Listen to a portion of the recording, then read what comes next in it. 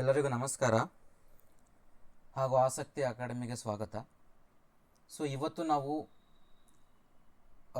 Classification of elements ಚಾಪ್ಟರ್ನಲ್ಲಿ most important and expected questions for KCET ನೋಡೋಣ. Question number 1, in Lothar-Meyer curve slot the peaks are occupied by. So Lothar-Meyer curve ಅಂತಂದರೆ, so that is he has drawn the graph and the curve for atomic volume versus atomic weight. Atomic volume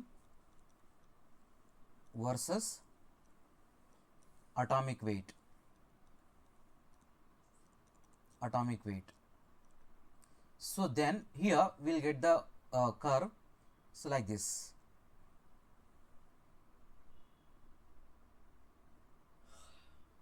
Okay, then here the question is, which are the elements present in the peak? Actually alkali metals are present in the peak. Why alkali metals are present in the peak?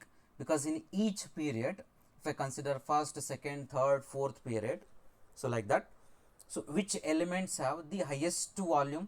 Means volume is nothing but size. So ನೀವು each ಪೀರಿಯಡಲ್ಲಿ ತಗೊಂಡ್ರೆ left to right usually ಏನಾಗುತ್ತೆ ಅಂದರೆ atomic size ಕಡಿಮೆ ಆಗುತ್ತಲ್ವಾ. So atomic size ಕಡಿಮೆ ಆಗ್ತಾ ಇದೆ ಅಂತಂದರೆ usually ಯಾವ ಎಲಿಮೆಂಟ್ಸ್ ವಾಲ್ಯೂಮ್ ಜಾಸ್ತಿ ಇರುತ್ತೆ ಅಂತಂದರೆ that is alkali metals. So in the first period first group elements like alkali metals have the highest atomic volume compare to the remaining elements in the periodic table. So ಬೇರೆ ಎಲಿಮೆಂಟ್ಸ್ಗೆ compare ಮಾಡಿದ್ರೆ left elements ಅಂದರೆ first group elements, so that's alkali metals ನಮಗೆ highest volume ಸಿಗುತ್ತೆ.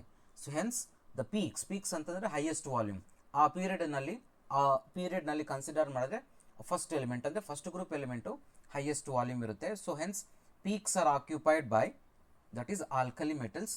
Option A is correct. Next question number 2, Mosley plotted frequency of X-ray versus atomic number. Okay, Mosley, the one who has proposed modern periodic law, Mosley.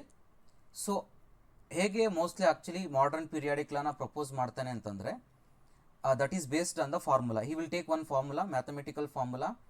So by means of that he will try to flat the graph. ಆ ಫ್ಲಾಟಲ್ಲಿ ನಮ್ಗೆ ಏನು ಬರುತ್ತೆ ಅಂತಂದರೆ that is ಕಂಪ್ಲೀಟಾಗಿ ನಮಗೆ straight line ಬರುತ್ತೆ. So ಎರಡು ಟೈಪ್ ಗ್ರಾಫ್ ತಗೊಳ್ತಾನೆ ಅಲ್ಲಿ.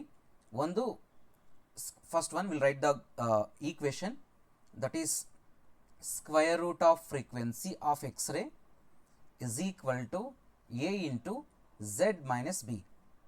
So ಇದು ಆಕ್ಚುಲಿ ಮೋಸ್ಲೆಸ್ ಈಕ್ವೇಷನ್.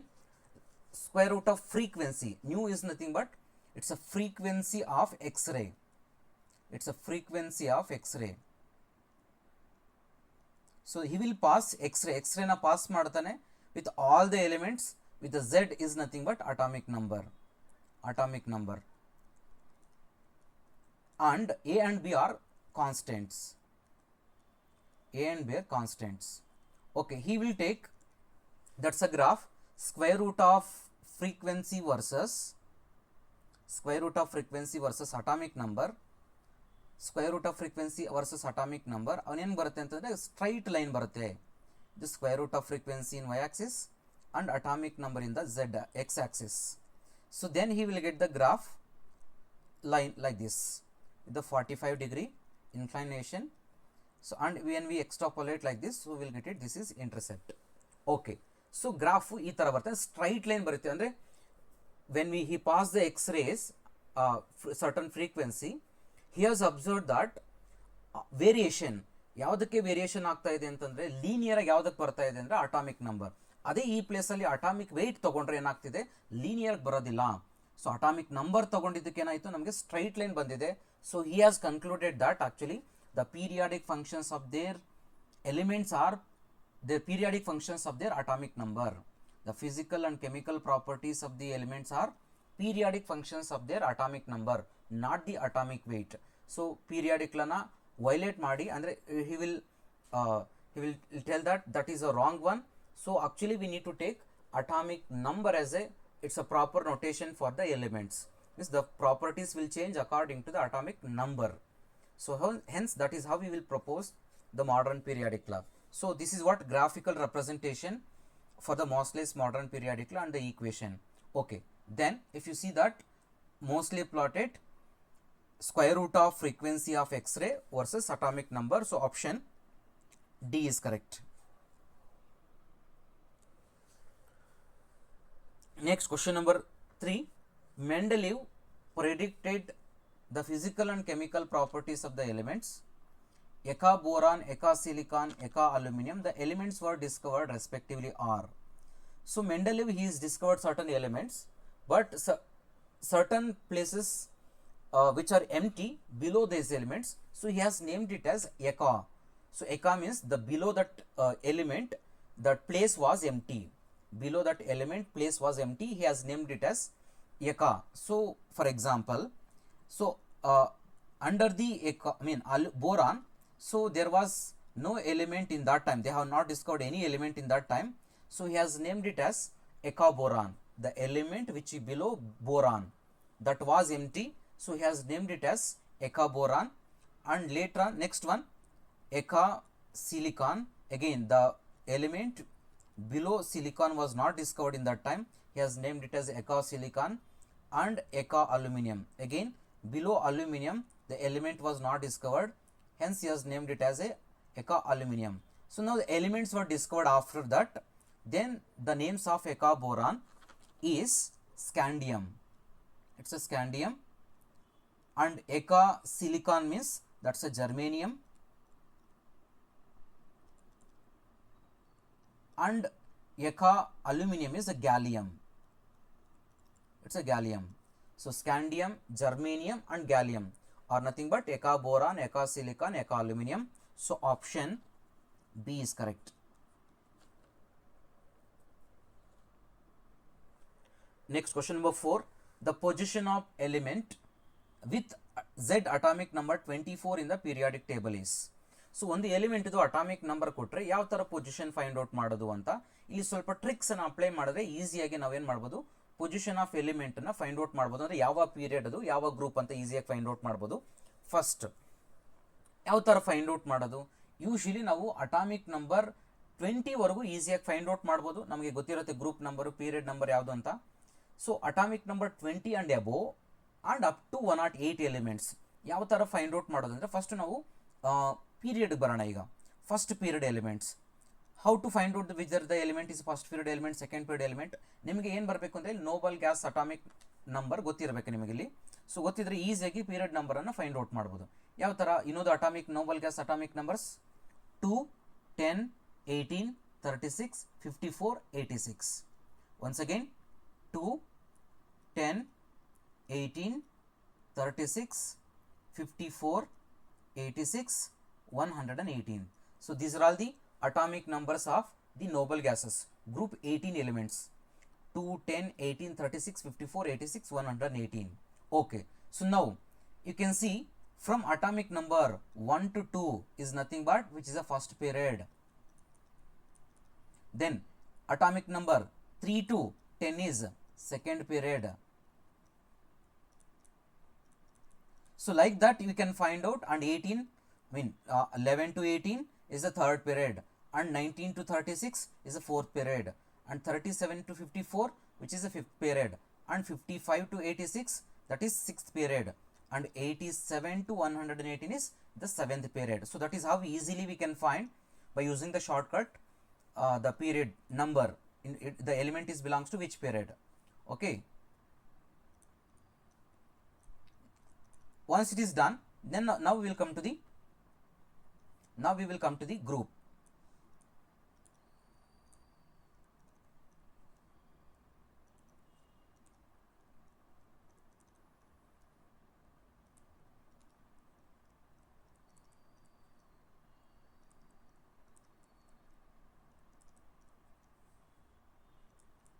Okay, ಈಗ ಪೀರಿಯಡ್ ನಂಬರ್ ಮುಗೀತು. ಈ ಥರ that is how will find out. For example, ಈಗ ನಮ್ದು ಅಟಾಮಿಕ್ ನಂಬರ್ 24 ಅಲ್ವಾ ಕೊಟ್ಟಿರೋದು.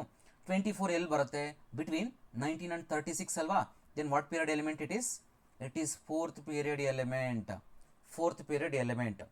Okay, so that is done. Period ನಂಬರ್ನ ಈಸಿಯಾಗಿ ಫೈಂಡ್ ಔಟ್ ಮಾಡಿದ್ವಿ.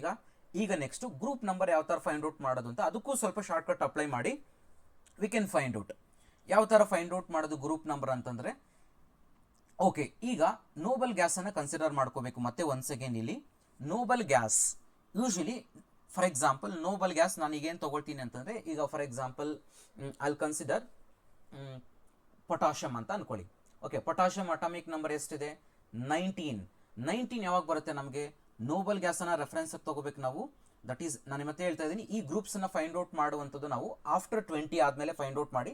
ಯಾಕಂದರೆ ಬಿಫೋರ್ 20 ಆದರೆ ಈಸಿಯಾಗಿ ನೀವು ಕ್ಯಾಲ್ಕುಲೇಷನ್ ಮಾಡಿ ಅಲ್ಲೇ ಗೊತ್ತಿರುತ್ತೆ ನಿಮಗೆ, ಈಸಿಯಾಗಿ ಫೈಂಡ್ ಔಟ್ ಮಾಡಿಬಿಡ್ಬೋದು ಗ್ರೂಪ್ ನಂಬರ್ ಯಾವುದು ಅಂತ. ಸೊ ಮೋರ್ ದ್ಯಾನ್ 20 ನಾನು ಹೇಳ್ತಾ ಇದ್ದೀನಿ, ಅಥವಾ 19 to 20, 18 ಸ್ಟಾರ್ಟ್ ಮಾಡೋಣ. 19 ಸ್ಟಾರ್ಟ್ ಮಾಡೋಣ first. 19. So usually noble gas plus 1 ಅಂತಂದರೆ which is a first period, first group element. Noble gas plus 2 atomic number, it's a second period, second group. Noble gas plus 3 third group. Noble gas plus 4 fourth group. Noble gas plus 5 fifth group. Or reverse ಡೈರೆಕ್ಷನಲ್ಲೂ ಬರ್ಬೋದು ನಾವು. Noble gas minus 1 is group 17 elements. Noble gas minus 2 it's group 16 element. So ಆ ಥರ ನಾವು reverse ಡೈರೆಕ್ಷನಲ್ಲೂ ಬರ್ಬೋದು ಅಥವಾ forward ಡೈರೆಕ್ಷನಲ್ಲಿ ಹೋಗ್ಬೋದು. ಸೊ ನಾವು ಯಾವ ಡೈರೆಕ್ಷನಲ್ಲಿ ತಗೊಂಡ್ರು ನಮಗೆ ಒಂದೇ ಆನ್ಸರೇ ಬರುತ್ತೆ ಇಲ್ಲಿ. ಸೊ ಫಾರ್ ಎಕ್ಸಾಂಪಲ್ ಈಗ ನಮಗೆ ಕೊಟ್ಟಿರುವಂಥ ಅಟಾಮಿಕ್ ನಂಬರ್ ಎಷ್ಟಿದೆ ಇಲ್ಲಿ? 24 ಇದೆಯಲ್ವಾ? ದೆನ್ 24 ಎರಡು ನೋಡಿ, ಎರಡು ವೇನಲ್ಲೂ ಫೈಂಡ್ ಔಟ್ ಮಾಡ್ತೀನಿ ನಿಮಗೆ. Will get the same answer. ಈಗ ಫಸ್ಟ್ ಬರೋಣ. ಓಕೆ, ಫಾರ್ವರ್ಡ್ ಡೈರೆಕ್ಷನಲ್ಲಿ ಬರೋಣ ಈಗ. ಅಂತಂದರೆ noble gas, what's a noble gas? Nearest noble gas ಯಾವುದಿದೆ ಅದಕ್ಕೆ? 18 ಅಲ್ವಾ? 18 is a noble gas plus 6 is equal to 24 ಅಲ್ವಾ? ಅಂತಂದರೆ which group element it is? Sixth group element. Noble ಗ್ಯಾಸ್ಗೆ ಯಾವ ನಂಬರನ್ನು ಆ್ಯಡ್ ಮಾಡ್ತೀವೋ that is itself the group number. So ಹಾಗಾದರೆ ನಮಗೆ that is a sixth group element. ಯಾವ group element ಇದು?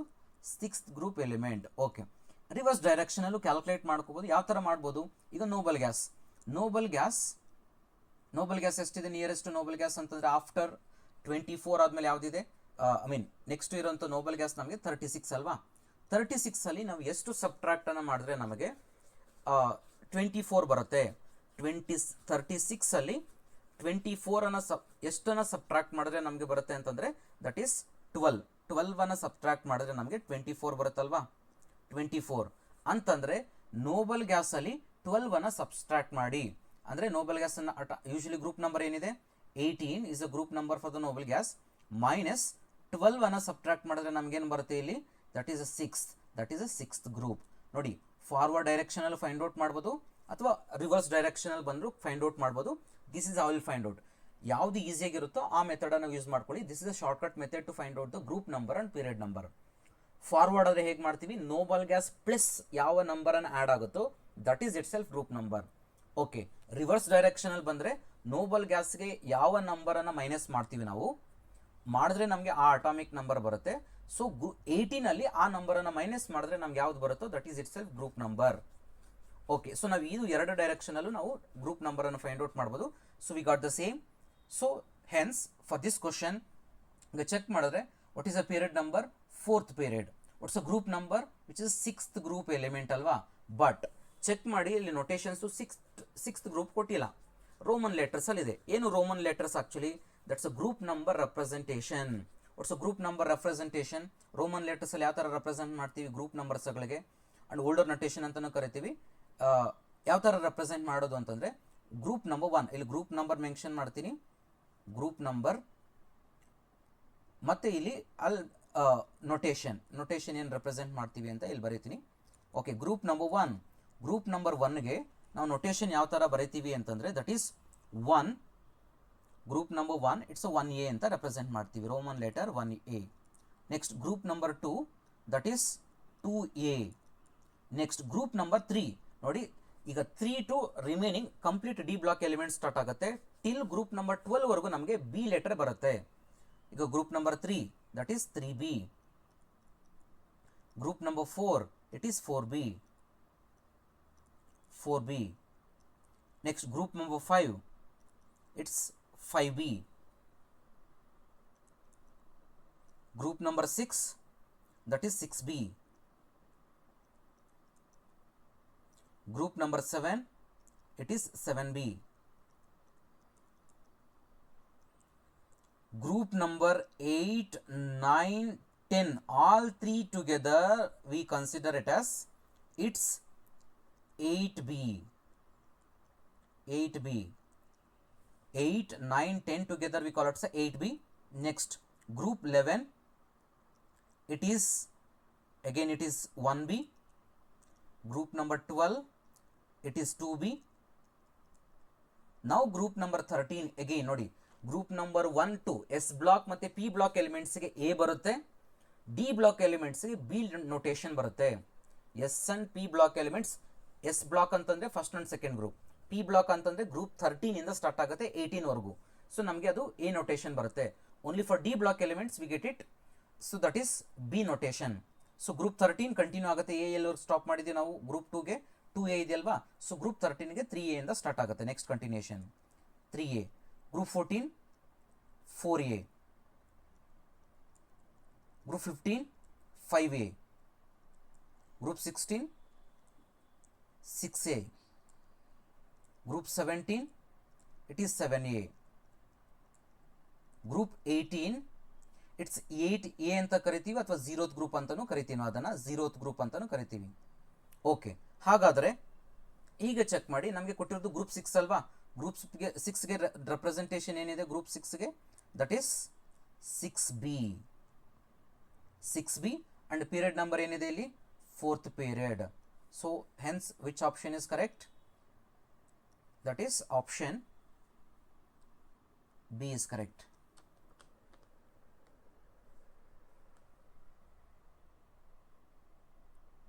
Next, question number 5. When elements with atomic number 120 will be discovered, its group and period and IUPAC name of the from the atomic number will be. First, group number, period number. ಆಗಲೇ ಹೇಳಿದ್ದೀನಿ ನಿಮಗೆ group number ಮತ್ತು period number ಯಾವ ಥರ find out ಮಾಡೋದು ಅಂತ. Nobel ಗ್ಯಾಸನ್ನು ತಗೋಬೇಕು ನಾವು ರೆಫರೆನ್ಸ್ ಆಗಿ, period number, group number find out ಮಾಡೋದಕ್ಕೆ. ಓಕೆ, ನಾವು ಫಸ್ಟ್ ಏನು ಫೈಂಡ್ ಔಟ್ ಮಾಡಬೇಕು? ಇಟ್ಸ್ ಗ್ರೂಪ್ ನಂಬರ್ ಅಲ್ವಾ. ಗ್ರೂಪ್ ಯಾವ ಥರ ಫೈಂಡ್ ಔಟ್ ಮಾಡಬೇಕು? ನೋಬಲ್, ನಿಯರೆಸ್ಟ್ ನೋಬಲ್ ಗ್ಯಾಸನ್ನು ತಗೊಳ್ಳೋಣ. Which is the nearest noble gas for the 120. C ಇರೋದೇ ಟೋಟಲ್ ನಂಬರ್ 118 ಎಲಿಮೆಂಟ್ಸ್ ಇರೋದು. ಈ ಕ್ವಶನ್ ಏನಪ್ಪ ಅಂದರೆ 120 ಡಿಸ್ಕವರ್ ಮಾಡಿದ್ವಿ ಅಂತ ಅನ್ಕೊಂಡ್ರೆ ಎಲ್ಲಿ ಯಾವ ಗ್ರೂಪಲ್ಲಿ ಪ್ಲೇಸ್ ಮಾಡಬೇಕು ಅಂತ ಹೇಳ್ತಿದ್ದಾರೆ. ಓಕೆ, 118 ಇಸ್ ಅ ನಿಯರೆಸ್ಟ್ ಅಲ್ವಾ, plus then how much we need to add it to get 120, that is 2 ಅಲ್ವಾ. ಸೊ ಅಂತಂದರೆ ಯಾವ ಗ್ರೂಪ್ ಎಲಿಮೆಂಟ್ ಆಗಲೇ ಹೇಳಿದ್ದೀನಿ ನಿಮಗೆ, ನೋಬಲ್ ಗ್ಯಾಸ್ಗೆ ಯಾವ ನಂಬರ್ನ ಆ್ಯಡ್ ಮಾಡಿದ್ರೆ ನಮ್ಗೆ ಆ ನಂಬರ್ ಅಟಾಮಿಕ್ ನಂಬರ್ ಬರುತ್ತೋ, so that is itself group number. So what number we have added for the 118? Its noble gas atomic number, that is 2. So hence it is a group 2 element. It's a group 2 element. Okay, next group 2 ಆಯಿತು. ಈಗ group ಅನ್ನು find out ಮಾಡಿದ್ವಿ. Next period number, ಅದನ್ನು ಹೇಳಿದ್ದೀನಿ period number ಯಾವ ಥರ find out ಮಾಡೋದು ಅಂತ. That is 2, 1 to 2 up to 2 it is first period element. 2, 10, 18, 36, 54, 86, 118 ಇಲ್ಲಿವರೆಗೂ first period, second period, third period, fourth period, fifth period, sixth period, seventh period. So 118 ವರೆಗೂ seventh period ಆಯಿತು. So next period ಯಾವ್ದು ಬರುತ್ತೆ? 120 ಇರೋದೆಲ್ಲಿ? After 118 ಅಲ್ವಾ. ಹಾಗಾದ್ರೆ ಯಾವ ಪೀರಿಯಡಲ್ಲಿ ಬರುತ್ತೆ ಅದು? That is seventh period. Okay, so ನಮ್ಗೆ ಇಲ್ಲಿ ಏನು ಬಂತು ಅಂತಂದರೆ ಗ್ರೂಪ್ ನಂಬರ್ ಬಂತು ಅಂಡ್ ಪೀರಿಯಡ್ ನಂಬರ್ ಬಂತು. So group number is 2, period number is 7. Okay, next ಹಾಗಾದ್ರೆ ಇನ್ನೇನು ಫೈಂಡ್ ಔಟ್ ಮಾಡಬೇಕು ಅಂತಂದರೆ IUPAC ನಾಮಿನಕ್ಲೇಚರಲ್ಲಿ ನೇಮನ್ನು ಫೈಂಡ್ ಔಟ್ ಮಾಡಬೇಕು. 120ಗೆ ಯಾವ ಥರ ಬರೀತೀವಿ ನಾವು? Actually we know that for 1 we represent is un, for the 2 which is bi, and for the 0 V represent it is a nil. At the end we add it at IUM.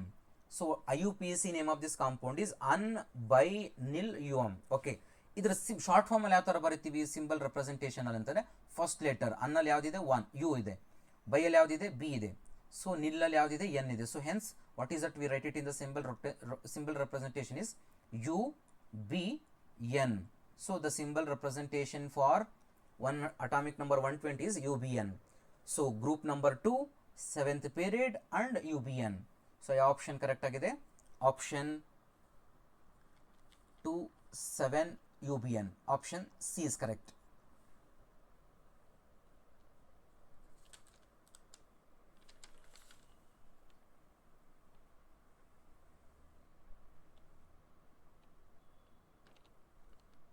I'm sorry, it's not 7th, 8th period alva adu. Sorry, 7th period is, I'm sorry, seventh period is 118.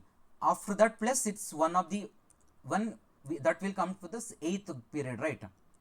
Eighth period, not seventh period. Seventh period up to 2 it is a first period, up to 10 it is a second period, up to 18 it is a third period, up to 36 is a fourth period, up to 54 is a fifth period, up to 86 is sixth period, up to 118 is a sixth period, seventh period.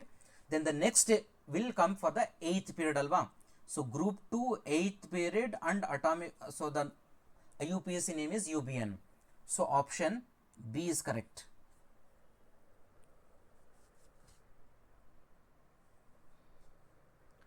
Next question number 6.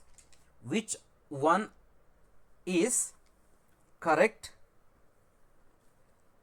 order of the size of the iodine species? ನೀವು observe ಮಾಡಿದ್ರೆ ಇಲ್ಲಿ neutral element, cation, anion ಇದೆ. So we know the order of the radius of cation, anion and its neutral element. ಯಾವ ಥರ ಬರುತ್ತೆ ನಮ್ಗೆ order? Usually radius of its same ಎಲಿಮೆಂಟ್ಗೆ ಮಾತ್ರನೇ ಕನ್ಸಿಡರ್ ಮಾಡಬೇಕು. Radius of anion which is greater than radius of neutral element is greater than radius of cation. ಅಂತಂದ್ರೆ ಒಂದು electron ಅನ್ನ ಎಲಿಮೆಂಟ್ಗೆ ಆಡ್ ಮಾಡಿದ್ರೆ ಏನಾಗುತ್ತೆ? ಸೈಜ್ ಇನ್ಕ್ರೀಸ್ ಆಗುತ್ತೆ. ಅದೇ ಒಂದು ಎಲೆಕ್ಟ್ರಾನ್ ಅನ್ನ ರಿಮೂವ್ ಮಾಡಿದ್ರೆ ಸೈಜ್ ಕಡಿಮೆ ಆಗುತ್ತೆ. ಓಕೆ, ಹಾಗಾದ್ರೆ then what is the correct order of the size of the iodine? That is I minus is greater than I plus.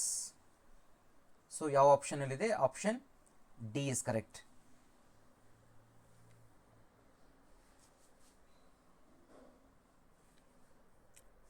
Next question number 7.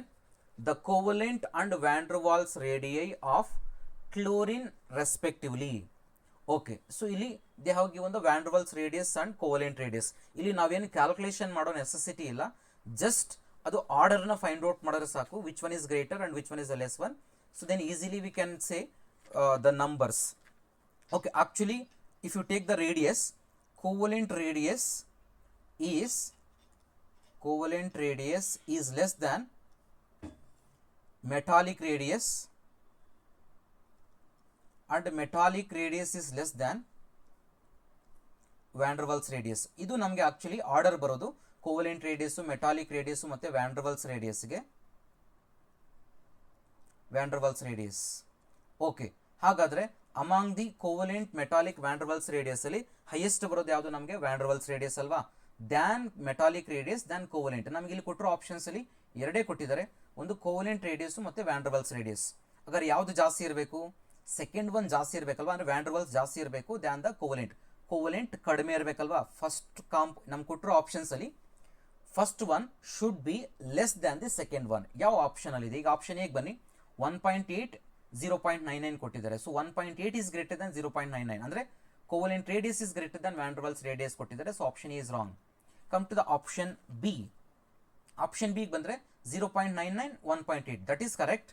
So the first one ಅಂದ್ರೆ covalent radius is less than van der Waals radius. So option B is correct.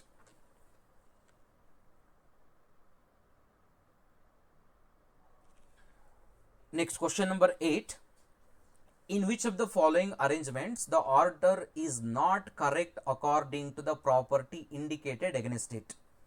Okay, ನಿಮ್ಗೆ ಈ ಥರದ questions ತುಂಬ competitive examinations ಅಲ್ಲಿ ಕಾಣಿಸುತ್ತೆ.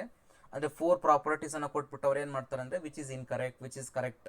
So ಈ ಥರ ನಿಮಗೆ ಟೈಪ್ ಕ್ವಶನ್ಸ್ ತುಂಬ ಬರ್ತಾ ಇರುತ್ತೆ ಕಾಂಪಿಟೇಟಿವ್ ಅಲ್ಲಿ. ಅದರಲ್ಲಿ ಎಸ್ಪೆಷಲಿ ಅಯಾನಿಕ್ ಸೈಜ್, ಈಗ ನಿಮ್ಗೆ ಆಲ್ಮೋಸ್ಟ್ 4 ಕಾನ್ಸೆಪ್ಟ್ ಸೇರಿಸಿ ಒಂದು ಕ್ವಶನ್ ಅಲ್ಲಿ ಕೊಡ್ತಿದ್ದೀನಿ ನಾನು ನಿಮ್ಗೆ. ಈಗ ನೋಡ್ಬೋದು, ಅಯಾನಿಕ್ ಸೈಜ್ ಇದೆ ಒಂದರಲ್ಲಿ, ಇನ್ನೊಂದರಲ್ಲಿ ಅಯೋನೈಸೇಷನ್ ಎಂಥಾಲ್ಪಿ ಇದೆ, ಥರ್ಡ್ ಒನ್ ಅಲ್ಲಿ ಎಲೆಕ್ಟ್ರಾನ್ ಗೇನ್ ಎಂಥಾಲ್ಪಿ ಇದೆ, ಮತ್ತೆ ಫೋರ್ತ್ ಒನ್ ಅಲ್ಲಿ ಇನ್ಕ್ರೀಸಿಂಗ್ ಮೆಟಾಲಿಕ್ ರೇಡಿಯಸ್ ಇದೆ. ಸೊ ನಿಮಗೆ ಇಲ್ಲಿ ಟೋಟಲ್ 4 ಕಾನ್ಸೆಪ್ಟ್ಸ್ ಕವರ್ ಆಗ್ತಾ ಇದೆ. So you can observe it. Most important concept ಅಂದ್ಕೊಳ್ಳಿ, ಅಯೋನೈಸೇಷನ್ ಮತ್ತೆ ಎಲೆಕ್ಟ್ರಾನ್ ಗೇನ್ ಎಂಥಾಲ್ಪಿ ಮೇಲೆ ತುಂಬಾ ಕ್ವಶನ್ಸ್ ಕೇಳ್ತಿರ್ತಾರೆ ಕಾಂಪಿಟೇಟಿವ್ ಅಲ್ಲಿ. ಅದರಲ್ಲಿ ನಿಮಗೆ ರಿಪೀಟೆಡ್ ಕ್ವಶನ್ಸ್ ನಿಮಗೆ ಇಲ್ಲಿ, ಸೊ ತುಂಬಾ ಚೇಂಜ್ ಮಾಡಕ್ ಹೋಗೋದಿಲ್ಲ, ಇದನ್ನೇ ಕೇಳ್ತಿರ್ತಾರೆ ಎಕ್ಸಾಮ್ಸ್ ಅಲ್ಲಿ. ಸೊ ನೀವು ಇಷ್ಟನ್ನ ನೀಟಾಗಿ ಪ್ರಾಕ್ಟೀಸ್ ಮಾಡ್ಕೊಂಡ್ರೆ ನಿಮ್ಗೆ ಆಲ್ಮೋಸ್ಟ್ ಎಲ್ಲ ಕ್ವಶನ್ಸ್ ಕವರ್ ಆಗುತ್ತೆ ಇಲ್ಲಿ ನಿಮಗೆ. ಓಕೆ, ಇನ್ಕ್ರೀಸಿಂಗ್ ಸೈಜ್ ಅಂತ ಕೊಟ್ಟಿದ್ದಾರೆ ಅಂತಂದ್ರೆ, ಅಯಾನ್ಸ್ ಕೊಟ್ಟಿದ್ದಾರೆ ಅಂತಂದ್ರೆ ಕ್ವಿಕ್ ಆಗಿ ನಿಮಗೆ ಮೈಂಡಲ್ಲಿ ಬರಬೇಕಾಗಿರೋದೆ ಐಸೋ ಎಲೆಕ್ಟ್ರಾನಿಕ್ ಸ್ಪೀಸೀಸ್ ಅಂತ. ಓಕೆ, ನಿಮಗೆ ಅಯಾನ್ಸ್ ಕೊಡೋದೇ ಮ್ಯಾಕ್ಸಿಮಮ್ ಐಸೋ ಎಲೆಕ್ಟ್ರಾನಿಕ್ ಕೊಟ್ಟಿರ್ತಾರೆ ಎಕ್ಸಾಮ್ ಅಲ್ಲಿ. ಓಕೆ, ದೆನ್ ಅಯಾನಿಕ್ ಸ್ಪೀಸೀಸ್ಗೆ ಮತ್ತೆ ಅಯಾನಿಕ್ ಸೈಜ್ಗೆ ಯಾವ ಥರ relationship? What is iso electronic species? Iso electronic species ಅಂತಂದರೆ the ions having same number of electrons we call it as iso electronic species ಅಂತ ಕರಿತೀವಿ. Iso electronic species, same number of electrons, same number of electrons. Okay, ಈಗ ನಾವು ಅಯಾನ್ಸನ್ನು ತಗೊಳ್ಳೋಣ. Al3 plus and magnesium 2 plus, sodium plus and fluoride ion. Okay, so ನಾವು ಈಗ ionic radius ಯಾವ ಥರ ವೇರಿಯೇಷನ್ ಆಗುತ್ತೆ ಅಂತ. So usually for iso electronic species, ionic size is inversely proportional to atomic number. Inversely proportional to atomic number ಅಂದರೆ atomic number increase ಆಗ್ತಾ ಹೋದ್ರೆ ಏನಾಗುತ್ತೆ ಅಂದರೆ ನ್ಯೂಕ್ಲಿಯರ್ ಚಾರ್ಜ್ ನ್ಯೂಕ್ಲಿಯಸ್ ಅಲ್ಲಿ ಇನ್ಕ್ರೀಸ್ ಆಗುತ್ತೆ. But same number of electrons ಇರೋದ್ರಿಂದ atomic size ಕಡಿಮೆ ಆಗುತ್ತೆ. ನ್ಯೂಕ್ಲಿಯರ್ ಚಾರ್ಜ್ ಯಾವುದ್ರಲ್ಲಿ ಅಂದರೆ ಅಟಾಮಿಕ್ ನಂಬರ್ ಯಾವುದ್ರಲ್ಲಿ ಜಾಸ್ತಿ ಇರುತ್ತೋ ಅಲ್ಲಿ ಸೈಜ್ ಕಡಿಮೆ ಇರುತ್ತೆ. ಯಾಕಂದರೆ ಎಲೆಕ್ಟ್ರಾನ್ ಸೇಮ್ ಇದೆ, ನ್ಯೂಕ್ಲಿಯರ್ ಪವರ್ ಜಾಸ್ತಿ ಆಗೋದ್ರಿಂದ it will hold the electron tightly, hence atomic size decreases. So ionic size is inversely proportional to atomic number. Okay, quick ಆಗಿ ಒಂದು ಪಾಯಿಂಟ್ ಇಟ್ಬಿಡೋಣ. ಈಗ ಯಾವುದು ಹೈಯೆಸ್ಟ್ ಅಟಾಮಿಕ್ ನಂಬರ್ ಇರೋದು ಇದರಲ್ಲಿ? Fluorine 9, sodium 11, magnesium 12, aluminium 13. So aluminium 13 is the highest atomic number, that should have the lowest ionic size than the magnesium, than sodium, than fluoride. So ನೀವು order check ಮಾಡ್ಬೋದು 100% which is a correct order it is. So first one is the correct order. ನಮ್ಗೆ ಬೇಕಾಗಿರೋದು which is not correct order. Okay, 100% correct one. Okay, ಅಥವಾ ಈಗ ಬೇರೆ ions ಅನ್ನು ಕೊಟ್ಬಿಟ್ರಿ. ಈಗ iso electronic ಅಲ್ಲ ಅಂದ್ಕೊಳ್ಳಿ, ಫಸ್ಟ್ ಚೆಕ್ ಮಾಡ್ತೀರಾ ಅದು ಐಸೋ ಎಲೆಕ್ಟ್ರಾನಿಕ್ ಅಲ್ಲ. ಈಗ ಏನು ಮಾಡಬೇಕಾಗಾದ್ರೆ ಫಾರ್ ಅದರ್ ಅಯಾನ್ಸ್, ಅದು ಫಾರ್ಮುಲಾ ಇದೆ ಅಯಾನಿಕ್ ಸೈಜ್ ಯಾವ ಥರ ಆರ್ಡರ್ ಬರ್ಕೋಬೇಕು ಅಂತಂದ. ಫಾರ್ ಅದರ್ ಅಯಾನ್ಸ್ ಅಂತಂದರೆ ಅದರ್ ದೆನ್ ಐಸೋ ಎಲೆಕ್ಟ್ರಾನಿಕ್ ಅಲ್ಲ ಅಂತಂದರೆ ನೆಕ್ಸ್ಟ್ ಯಾವ ಫಾರ್ಮುಲಾ ಅಪ್ಲೈ ಮಾಡಬೇಕಂತಂದರೆ for other ions ionic size which is directly proportional to number of electrons divided by atomic number. So ಇದು ನಮಗೆ ಫಾರ್ಮುಲಾನ ಅಪ್ಲೈ ಮಾಡಬೇಕಿರೋದು for the other ions. Isoelectronic ಇಲ್ಲ ಅಂತಂದರೆ ಈ ಫಾರ್ಮುಲಾನ ಅಪ್ಲೈ ಮಾಡಿದ್ರೆ ಸಾಕು, ನಮಗೆ ಯಾವುದು ಇದ್ರ ರೇಷೋ ಜಾಸ್ತಿ ಬರುತ್ತೆ. ಸೊ ಅಯಾನಿಕ್ ಸೈಜನ್ನು ಜಾಸ್ತಿ ಬರುತ್ತೆ. ಓಕೆ, ಇಲ್ಲಿ ಕೊಟ್ಟಿರೋದು ಐಸೋ ಎಲೆಕ್ಟ್ರಾನಿಕ್ ಇರೋದ್ರಿಂದ ಆಲ್ರೆಡಿ ಚೆಕ್ ಮಾಡಿದ್ದೀವಿ. ನೆಕ್ಸ್ಟ್ ಬರೋಣ, ಅಯೋನೈಸೇಷನ್ ಎಂಥಾಲ್ಪಿ. ಓಕೆ, ನಿಮಗೆ ಎಂಟೈರ್ ಚಾಪ್ಟರ್ ಕ್ವಶನ್ಸ್ ಇಲ್ಲೇ ಕವರ್ ಆಗ್ತಾ ಇದೆ ಒಂದೇ ಕ್ವಶನಲ್ಲಿ.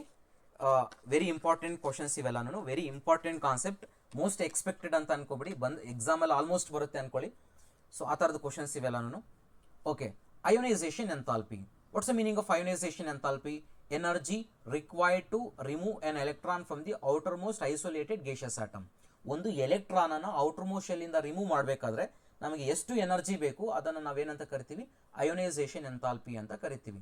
ಓಕೆ, ಅಗರ್ I1 ಅಂದರೆ ಏನು ಅಂದರೆ ಫಸ್ಟ್ ಅಯೋನೈಸೇಷನ್ ಎಂಥಾಲ್ಪಿ ಅಂದರೆ ಫಸ್ಟ್ ಎಲೆಕ್ಟ್ರಾನ್ ಅನ್ನು ಔಟರ್ ಮೋಸ್ಟ್ ಶೆಲ್ಲಿಂದ ರಿಮೂವ್ ಮಾಡಬೇಕಾದ್ರೆ ಎಷ್ಟು ಎನರ್ಜಿ ಬೇಕು ಅದನ್ನು ಫಸ್ಟ್ ಅಯೋನೈಸೇಷನ್ ಎಂಥಾಲ್ಪಿ ಅಂತ ಕರಿತೀವಿ.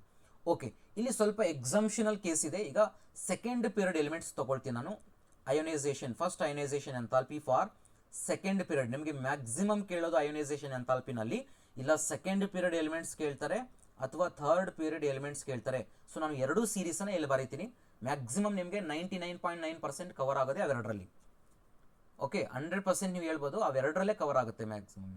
Second period elements and third period elements ಅವೆರಡರಲ್ಲಿ ಒಂದೇ ಕೇಳ್ತಾನೆ ಅಯೋನೈಸೇಷನ್ ಎಂಥಾಲ್ಪಿ ಕೇಳಿದರೆ. So third period elements. Okay, second period ಎಲಿಮೆಂಟ್ಸಲ್ಲಿ ಅಯೋನೈಸೇಷನ್ ಎಂಥಾಲ್ಪಿ ಯಾವ ಥರ ವೇರಿಯೇಷನ್ ಆಗುತ್ತೆ ಅಂದರೆ lithium. Actually left to right ionization enthalpy will increase, correct, but with slight change, slight exceptional ಬರುತ್ತೆ ಇಲ್ಲಿ. ಅದು ಬಿಟ್ಟರೆ left to right ionization enthalpy increases. Okay, lithium is less than, boron is less than, beryllium is less than, carbon is less than, oxygen is less than nitrogen. Okay, ನೀವು ಇಲ್ಲಿ check ಮಾಡ್ಕೋಬೋದು ಎಲ್ಲಿ difference ಬಂದಿದೆಯಪ್ಪ ಅಂತಂದರೆ that is beryllium ಬೋರಾನಲ್ಲಿ difference ಇದೆ ನೋಡಿ. Actually ನಮ್ಗೇನು ಬರಬೇಕಿತ್ತು? Lithium is less than, beryllium is less than boron ಬರಬೇಕಿತ್ತಲ್ವಾ, ಇಲ್ಲಿ ಎಕ್ಸ್ಚೇಂಜ್ ಆಗಿದೆ. ನೆಕ್ಸ್ಟ್ ಇನ್ನೊಂದು ಕಡೆ ಎಲ್ಲಿ ಎಕ್ಸ್ಚೇಂಜ್ ಆಗಿದೆ? ಇಲ್ಲಿ ಆಕ್ಸಿಜನ್ ಅಂಡ್ ನೈಟ್ರೋಜನ್ ಅಲ್ಲಿ ಎಕ್ಸ್ಚೇಂಜ್ ಆಗಿದೆ. ಯಾಕೆ ಎಕ್ಸ್ಚೇಂಜ್ ಆಗಿದೆ ಅಂತಂದರೆ because we know that completely filled orbitals required more energy to remove the electron than half filled orbital. ಈಗ ನೈಟ್ರೋಜನ್ ಮತ್ತು ಆಕ್ಸಿಜನ್ ಬಂದರೆ nitrogen has half filled electronic configuration, it's a stable configuration. ಅದಾಗಿರೋದ್ರಿಂದ nitrogen required more energy to remove the electron than oxygen. So ಇಲ್ಲಿ beryllium ಬೋರಾನ್ಗೆ ಬಂದ್ರೂ ಅದೇ ಥರ ಆಗುತ್ತೆ. ನಮಗೆ ಬೆರಿಲಿಯಂಗೆ ಏನಾಗುತ್ತೆ ಎಲೆಕ್ಟ್ರಾನಿಕ್ ಕಾನ್ಫಿಗರೇಷನ್ ಅಲ್ಲಿ that is 2s2 configuration 1s2 configuration ಬಂದು 2s2 ಕಾನ್ಫಿಗರೇಷನ್ ಅಂದರೆ ಎಸ್ ಆರ್ಬಿಟಲ್ ಕಂಪ್ಲೀಟ್ ಆಗಿ ಫಿಲ್ ಆಗಿರುತ್ತೆ. ಸೊ ಹೆನ್ಸ್ ನಮ್ಗೆ ಏನು ಬೇಕಾಗುತ್ತಲ್ಲ ಅಂತಂದರೆ we required more energy to remove the electron then boron. ಸೊ ಇವು ನಮಗೆ ಎಕ್ಸಾಮ್ಷನಲ್ಲಿ ಬರೋದು. ಇಲ್ಲಿ ಎಕ್ಸಾಮ್ಷನಲ್ಲಿ ಬರೋದ್ರಿಂದನೇ ನಿಮಗೆ ಕಾಂಪಿಟೇಟಿವ್ ಎಕ್ಸಾಮಿನೇಷನ್ಸಲ್ಲಿ ತುಂಬ ಫೋಕಸ್ ಮಾಡ್ತಿರ್ತಾರೆ. ನೆಕ್ಸ್ಟ್ ಇದು ಅದೇ ಥರನೇ ಥರ್ಡ್ ಪೀರಿಯಡ್ ಎಲಿಮೆಂಟ್ಸ್ ಬರೋಣ, ಅದೇ ಥರನೇ ಸಿಮಿಲರ್ ಪ್ಯಾಟರ್ನ್ ಬರುತ್ತೆ ನಿಮಗೆ.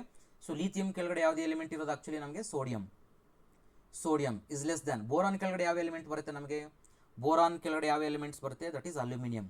So aluminium is less than. Beryllium ಕೆಳಗಡೆ ಯಾವ ಎಲಿಮೆಂಟ್ ಇರೋದು actually, that is magnesium. So magnesium again carbon ಕೆಳಗಡೆ that is a silicon. Oxygen ಕೆಳಗಡೆ ದಟ್ ಈಸ್ ಸಲ್ಫರ್. ನೈಟ್ರೋಜನ್ ಕೆಳಗಡೆ ಫಾಸ್ಫರಸ್. ನೋಡಿ ಇಲ್ಲೂ ಅಷ್ಟೇ same similar changes, aluminium magnesium ಮತ್ತು ಸಲ್ಫರ್ ಫಾಸ್ಫರಸ್. ಇವು ಎಕ್ಸಾಮ್ಷನಲ್ ಆಗಿರೋದ್ರಿಂದನೇ ನಿಮಗೆ ಇದನ್ನೇ ಕೇಳ್ತಾರೆ. ಇದೇ ಆರ್ಡರ್ ಬರೀಬೇಕು ನೀವು ಅಯನೈಸೇಷನ್ ಎಂಥಾಲ್ಪಿಗೆ. ಎಕ್ಸಾಮ್ಷನಲ್ಲಿ ಇರೋದ್ರಿಂದ ನೀವು ಮಿಸ್ಟೇಕ್ ಮಾಡ್ತೀರಾ ಅಂತಲೇ ಈ ಕ್ವಶನನ್ನು ಕೊಡ್ತಾರೆ ನಿಮಗೆ ಎಕ್ಸಾಮಲ್ಲಿ. ಓಕೆ, ಸೊ ಹಾಗಾದರೆ ಇಲ್ಲಿ ಚೆಕ್ ಮಾಡಿ ಕರೆಕ್ಟ್ ಆಗಿದೆಯಾ. ಹಾಗಾದರೆ ರಾಂಗ್ ಇದೆ. ಯಾಕೆ ಎಲ್ಲಿ ರಾಂಗ್ ಇದೆ ಚೆಕ್ ಮಾಡಿ. Boron is correct, carbon is correct, nitrogen oxygen that is there, it is a wrong. Nitrogen should have the more ionisation enthalpy than oxygen ಅಲ್ವಾ, ಇದು ರಿವರ್ಸ್ ಇರಬೇಕಾಗಿತ್ತಲ್ವಾ. ಸೊ ಹಾಗಾಗಿ ಇರೋದ್ರಿಂದ option B is the incorrect one. Option B is the incorrect one. Okay, then electron gain enthalpy. Next further questions ಇದೆ electron gain enthalpy ಮೇಲೆ. Same question ಇದೆ ಅಲ್ಲಿ ನಾವು ನೋಡೋಣ. ಎಲೆಕ್ಟ್ರಾನ್ ಗೇನ್ ಎಂಥಾಲ್ಪಿ ಮೇಲೆ ಕ್ವಶನ್ ನೋಡೋಣ. Okay, increasing metallic radius down the group atomic radius increases. Lithium, sodium, potassium, rubidium correct ಆಗೇ ಇದೆ. ಸೊ ನಮಗೆ ಇನ್ಕರೆಕ್ಟ್ ಯಾವ್ದು ಬರುತ್ತೆ ಅಂತಂದ್ರೆ option B is correct, incorrect statement. Next question number 9. Which of the following order of ionic radii is correctly represented. Okay, ionic radius ಅಂದಿದ ತಕ್ಷಣ first ನಿಮ್ಮ ಮೈಂಡಿಗೆ ಏನು ಬರಬೇಕು ಅಂತ ಹೇಳಿದ್ದೀನಿ already, that is iso electronic. Check ಮಾಡ್ಕೊಳ್ಳಿ ಐಸೋ ಎಲೆಕ್ಟ್ರಾನಿಕ್ ಅಲ್ವಾ ಅಂತ. Sodium plus iso electronic. How many electrons are they? 10. Fluoride 9 + 1 10 electrons. Oxygen 8 + 2 10 electrons. So all are having 10 electrons. So isoelectronic. So isoelectronic ಇದೆ ಅಂತಂದ್ರೆ ನಾವು ಏನು ಮಾಡಬೇಕು, for isoelectronic species,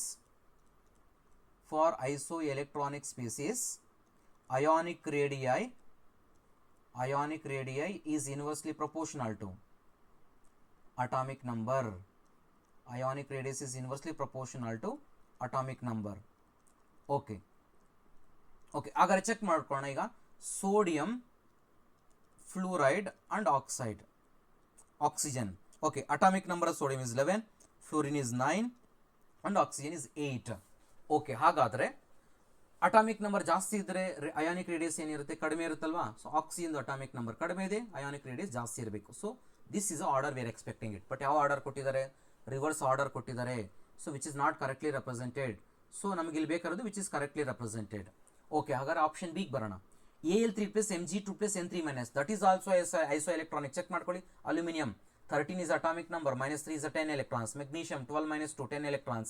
Nitrogen 7 + 3 10 electrons. So that is also isoelectronic.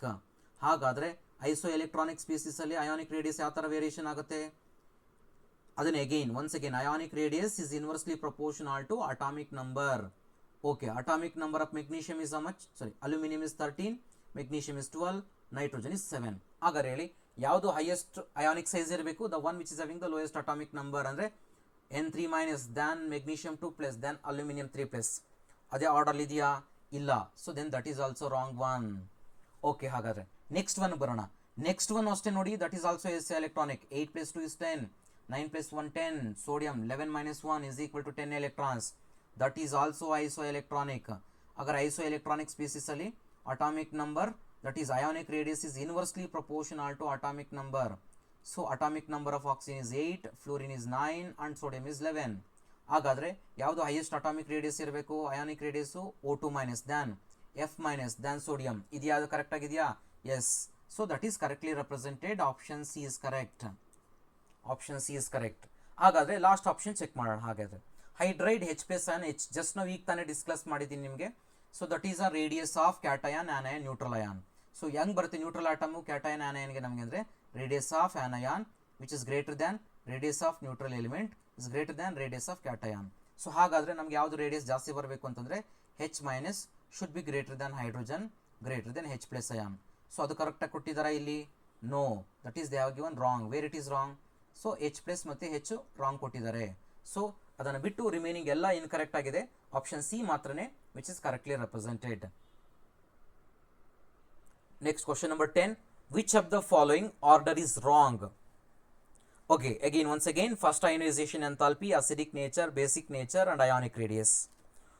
Okay, first ionization enthalpy already ನಿಮಗೆ explain ಮಾಡಿದ್ದೀನಿ. First ionization enthalpy lithium, beryllium, boron, carbon ಯಾವ group elements ಇವು?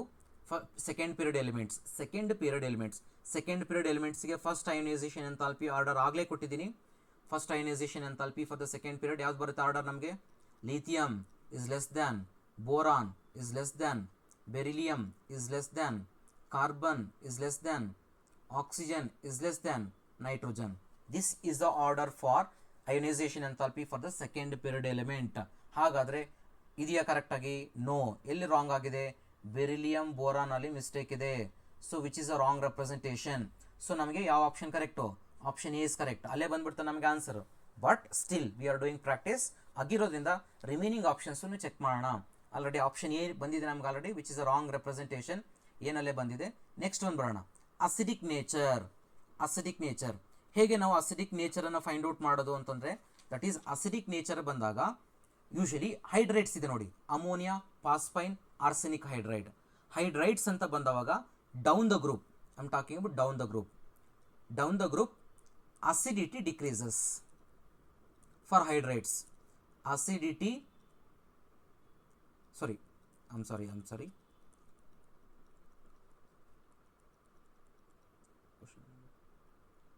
Acidic nature increases. Acidity increases down the group. Acidity increases down the group. Basicity decreases. Basicity decreases down the group for hydrates. ಈಗ ನಾವೇನು ಹೈಡ್ರೈಟ್ಸ್ ಕೊಟ್ಟಿದ್ದೀವಿ ಇದಕ್ಕೆ, ಇದನ್ನು ಹೈಡ್ರೈಟ್ compounds ಅಂತ ಕರಿತೀವಿ. For hydrides down the group acidity increases, basicity decreases ಅಂತಂದರೆ ನೀವು check ಮಾಡ್ಬೋದು. Ammonia is a most basic ಆಗಿರೋದ್ರಿಂದ ನಿಮ್ಗೆ ಗೊತ್ತು ammonia is a basic compound ಅಲ್ವಾ. So remaining down the group ಏನಾಗುತ್ತೆ? ಬೇಸಿಸಿಟಿ ಡಿಕ್ರೀಸ್ ಆಗುತ್ತೆ, ಅಸಿಡಿಟಿ ಇನ್ಕ್ರೀಸ್ ಆಗುತ್ತೆ. ಹಾಗಾದ್ರೆ ನೋಡ್ಬೋದು nitrogen, phosphorus, arsenic hydride. So down the group ಏನಾಗುತ್ತೆ? ಅಸಿಡಿಟಿ ಇನ್ಕ್ರೀಸ್ ಆಗುತ್ತೆ ಅಲ್ವಾ. That is acidic character of hydrides that increases. Acidic character increases. So ಹಾಗಾದರೆ ನಮಗಿಲ್ಲಿ ಇದು option that is right one. ನಮಗಿಲ್ಲಿ ಬೇಕಾದ್ರೆ ರಾಂಗ್ ಅಲ್ವಾ, ಆಲ್ರೆಡಿ ಆಪ್ಷನ್ ಮಾರ್ಕ್ ಮಾಡಿದ್ದೀವಿ, which is a correct representation. Okay, ಹಾಗಾದರೆ ನೆಕ್ಸ್ಟ್ ಒಂದು ಬರೋಣ, ಆಪ್ಷನ್ ಸಿಗೆ ಬರೋಣ. ಬೇಸಿಕ್ ನೇಚರ್ ಆಕ್ಸೈಡ್ಸ್ ನಾವು ಇಷ್ಟೊತ್ತು ಬರೆದಿದ್ದೀಗ ಹೈಡ್ರೈಟ್ಸ್ಗೆ. ಇಲ್ಲಿ ಚೆಕ್ ಮಾಡಿ, aluminium, magnesium, sodium oxides, potassium oxide. So usually acidity of oxides is directly proportional to, ಇದು ಎಲ್ಲ ಚಾಪ್ಟರ್ಗೂ ಅಪ್ಲಿಕೇಬಲ್ ಆಗುತ್ತೆ. Acidity of oxides is directly proportional to oxidation number. Acidity of oxides which is directly proportional to oxidation number, and basicity which is inversely proportional to oxidation number. ಇದು ಎಲ್ಲ ಆಕ್ಸೈಡ್ಸ್ಗೂ ಎಲ್ಲ ಚಾಪ್ಟರ್ಲ್ಲೂ applicable ಆಗುತ್ತೆ, which is for oxides. Okay, ಹಾಗಾದರೆ next okay ಇನ್ನೊಂದು point add ಮಾಡೋದಾದರೆ, down the group basicity increases. ಆಕ್ಸೈಡ್ಸ್ಗೆ ನಾನು ಮಾತಾಡ್ತಿರೋದಿಲ್ಲಿ. Basicity down the group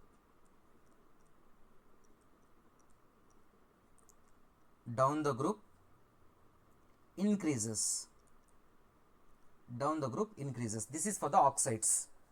Okay, this is completely for oxides now, whatever we have written. Okay, ಹಾಗಾದರೆ check ಮಾಡ್ಕೊಬರೋಣ ಈಗ. Aluminium oxide oxidation state ಎಷ್ಟಿದೆ? +3 ಅಲ್ವಾ, +3. Next magnesium oxide, that is +2. And sodium oxide, that is oxidation state of the sodium oxide. Sodium in sodium oxide is +1. Agar potassium oxide, that is also oxidation state of the potassium is +1. ಹಾಗಾದರೆ ನಮಗೆ ಇಲ್ಲಿ ಕೇಳಿರೋದು basicity nature. We know that basicity which is inversely proportional to oxidation number ಅಲ್ವಾ. So ಅಂತಂದರೆ ಯಾವುದು lowest ನಮಗೆ oxidation number ಇದೆ, that is the most basic. The one which is having the highest oxidation state which is the less basic. ಹಾಗಾದರೆ which is less basic? Aluminium oxide is the less basic than magnesium. ಈಗ ಎರಡು ಬರೋಣ, sodium ಮತ್ತು potassium. ಈಗ ಇನ್ನೊಂದು ಪಾಯಿಂಟನ್ನು add ಮಾಡಿದ್ದೀನಿ, check ಮಾಡಿ. Basicity down the group increases ಅಂತ. ಅಂದರೆ ಈಗ ಸೋಡಿಯಂ ಪೊಟ್ಯಾಷಿಯಂ ಅಂದ್ರೆ ಏನು, ಪೊಟ್ಯಾಷಿಯಂ ಡೌನ್ ದ ಗ್ರೂಪ್ ಬರುತ್ತಲ್ವಾ, ಡೌನ್ ದ ಗ್ರೂಪ್ ಇನ್ಕ್ರೀಸಸ್. ಹಾಗಾದ್ರೆ ಸೋಡಿಯಂ ಆಕ್ಸೈಡ್ ಮತ್ತು ಪೊಟ್ಯಾಷಿಯಂ ಆಕ್ಸೈಡ್ ಅಲ್ಲಿ ಯಾವ್ದು ಮೋರ್ ಬೇಸಿಕ್ ಅಂತಂದ್ರೆ that is potassium oxide. So this is a basicity order of oxides. Okay, ಹಾಗಾದ್ರೆ ಆಪ್ಷನ್ ಅಲ್ಲಿ ಕರೆಕ್ಟ್ ಆಗಿದೆಯಾ? Yes, that's the correct order which is given. Next come to the ionic radius. We know that ionic radius down the group increases ಅಲ್ವಾ. ಹಾಗಾದ್ರೆ lithium is less than, sodium is less than, potassium is less than cesium. So that is also a correct representation. Okay, ಹಾಗಾದ್ರೆ which is the wrong one? Already we have marked option A is the wrong one. Next question number 11. The correct increasing order of first ionization potential. So already ನಿಮಗೆ order ಅನ್ನು ಕೊಟ್ಟಿದ್ದೀನಿ. ನಿಮಗೆ sodium, aluminium, magnesium, silicon check ಮಾಡಿದ್ರೆ elements ಗೊತ್ತಾಗ್ಬಿಡುತ್ತೆ ನಿಮಗೆ ಯಾವ group, ಯಾವ period elements ಇವು. Third period elements. For the third period elements, okay, ಯಾವುದು ಥರ್ಡ್ ಪೀರಿಯಡ್ ಎಲಿಮೆಂಟ್ಸ್ಗೆ ಅಯೋನೈಸೇಷನ್ ಎಂಥಾಲ್ಪಿ ಆರ್ಡರ್ ಆಗಲೇ ಕೊಟ್ಟಿದ್ದೀನಿ. What's the third ionisation enthalpy order? Sodium is less than, aluminium is less than, magnesium is less than, silicon is less than. ನಮ್ಗೆ ಯಾವ್ದು ಬರಬೇಕು after silicon ಆದಮೇಲೆ? Phosphorus ಬರಬೇಕು, but phosphorus ಬರೋದಿಲ್ಲ. ಯಾವ್ದು ಬರುತ್ತೆ? Sulphur is less than phosphorus. ನಮ್ಗೆ ಗೊತ್ತು, ಆಲ್ರೆಡಿ ಎಕ್ಸ್ಪ್ಲೈನ್ ಮಾಡಿದ್ದೀನಿ ನಿಮಗೆ. ಇಲ್ಲಿ there is a exceptional as well as here there is a exemptional. Okay, so hagadre this is the order of ionization enthalpy, first ionization enthalpy order for third period elements. Then which one is the correct one? Correct increasing order of ionization enthalpy: sodium, aluminum, magnesium, silicon. So option A itself correct.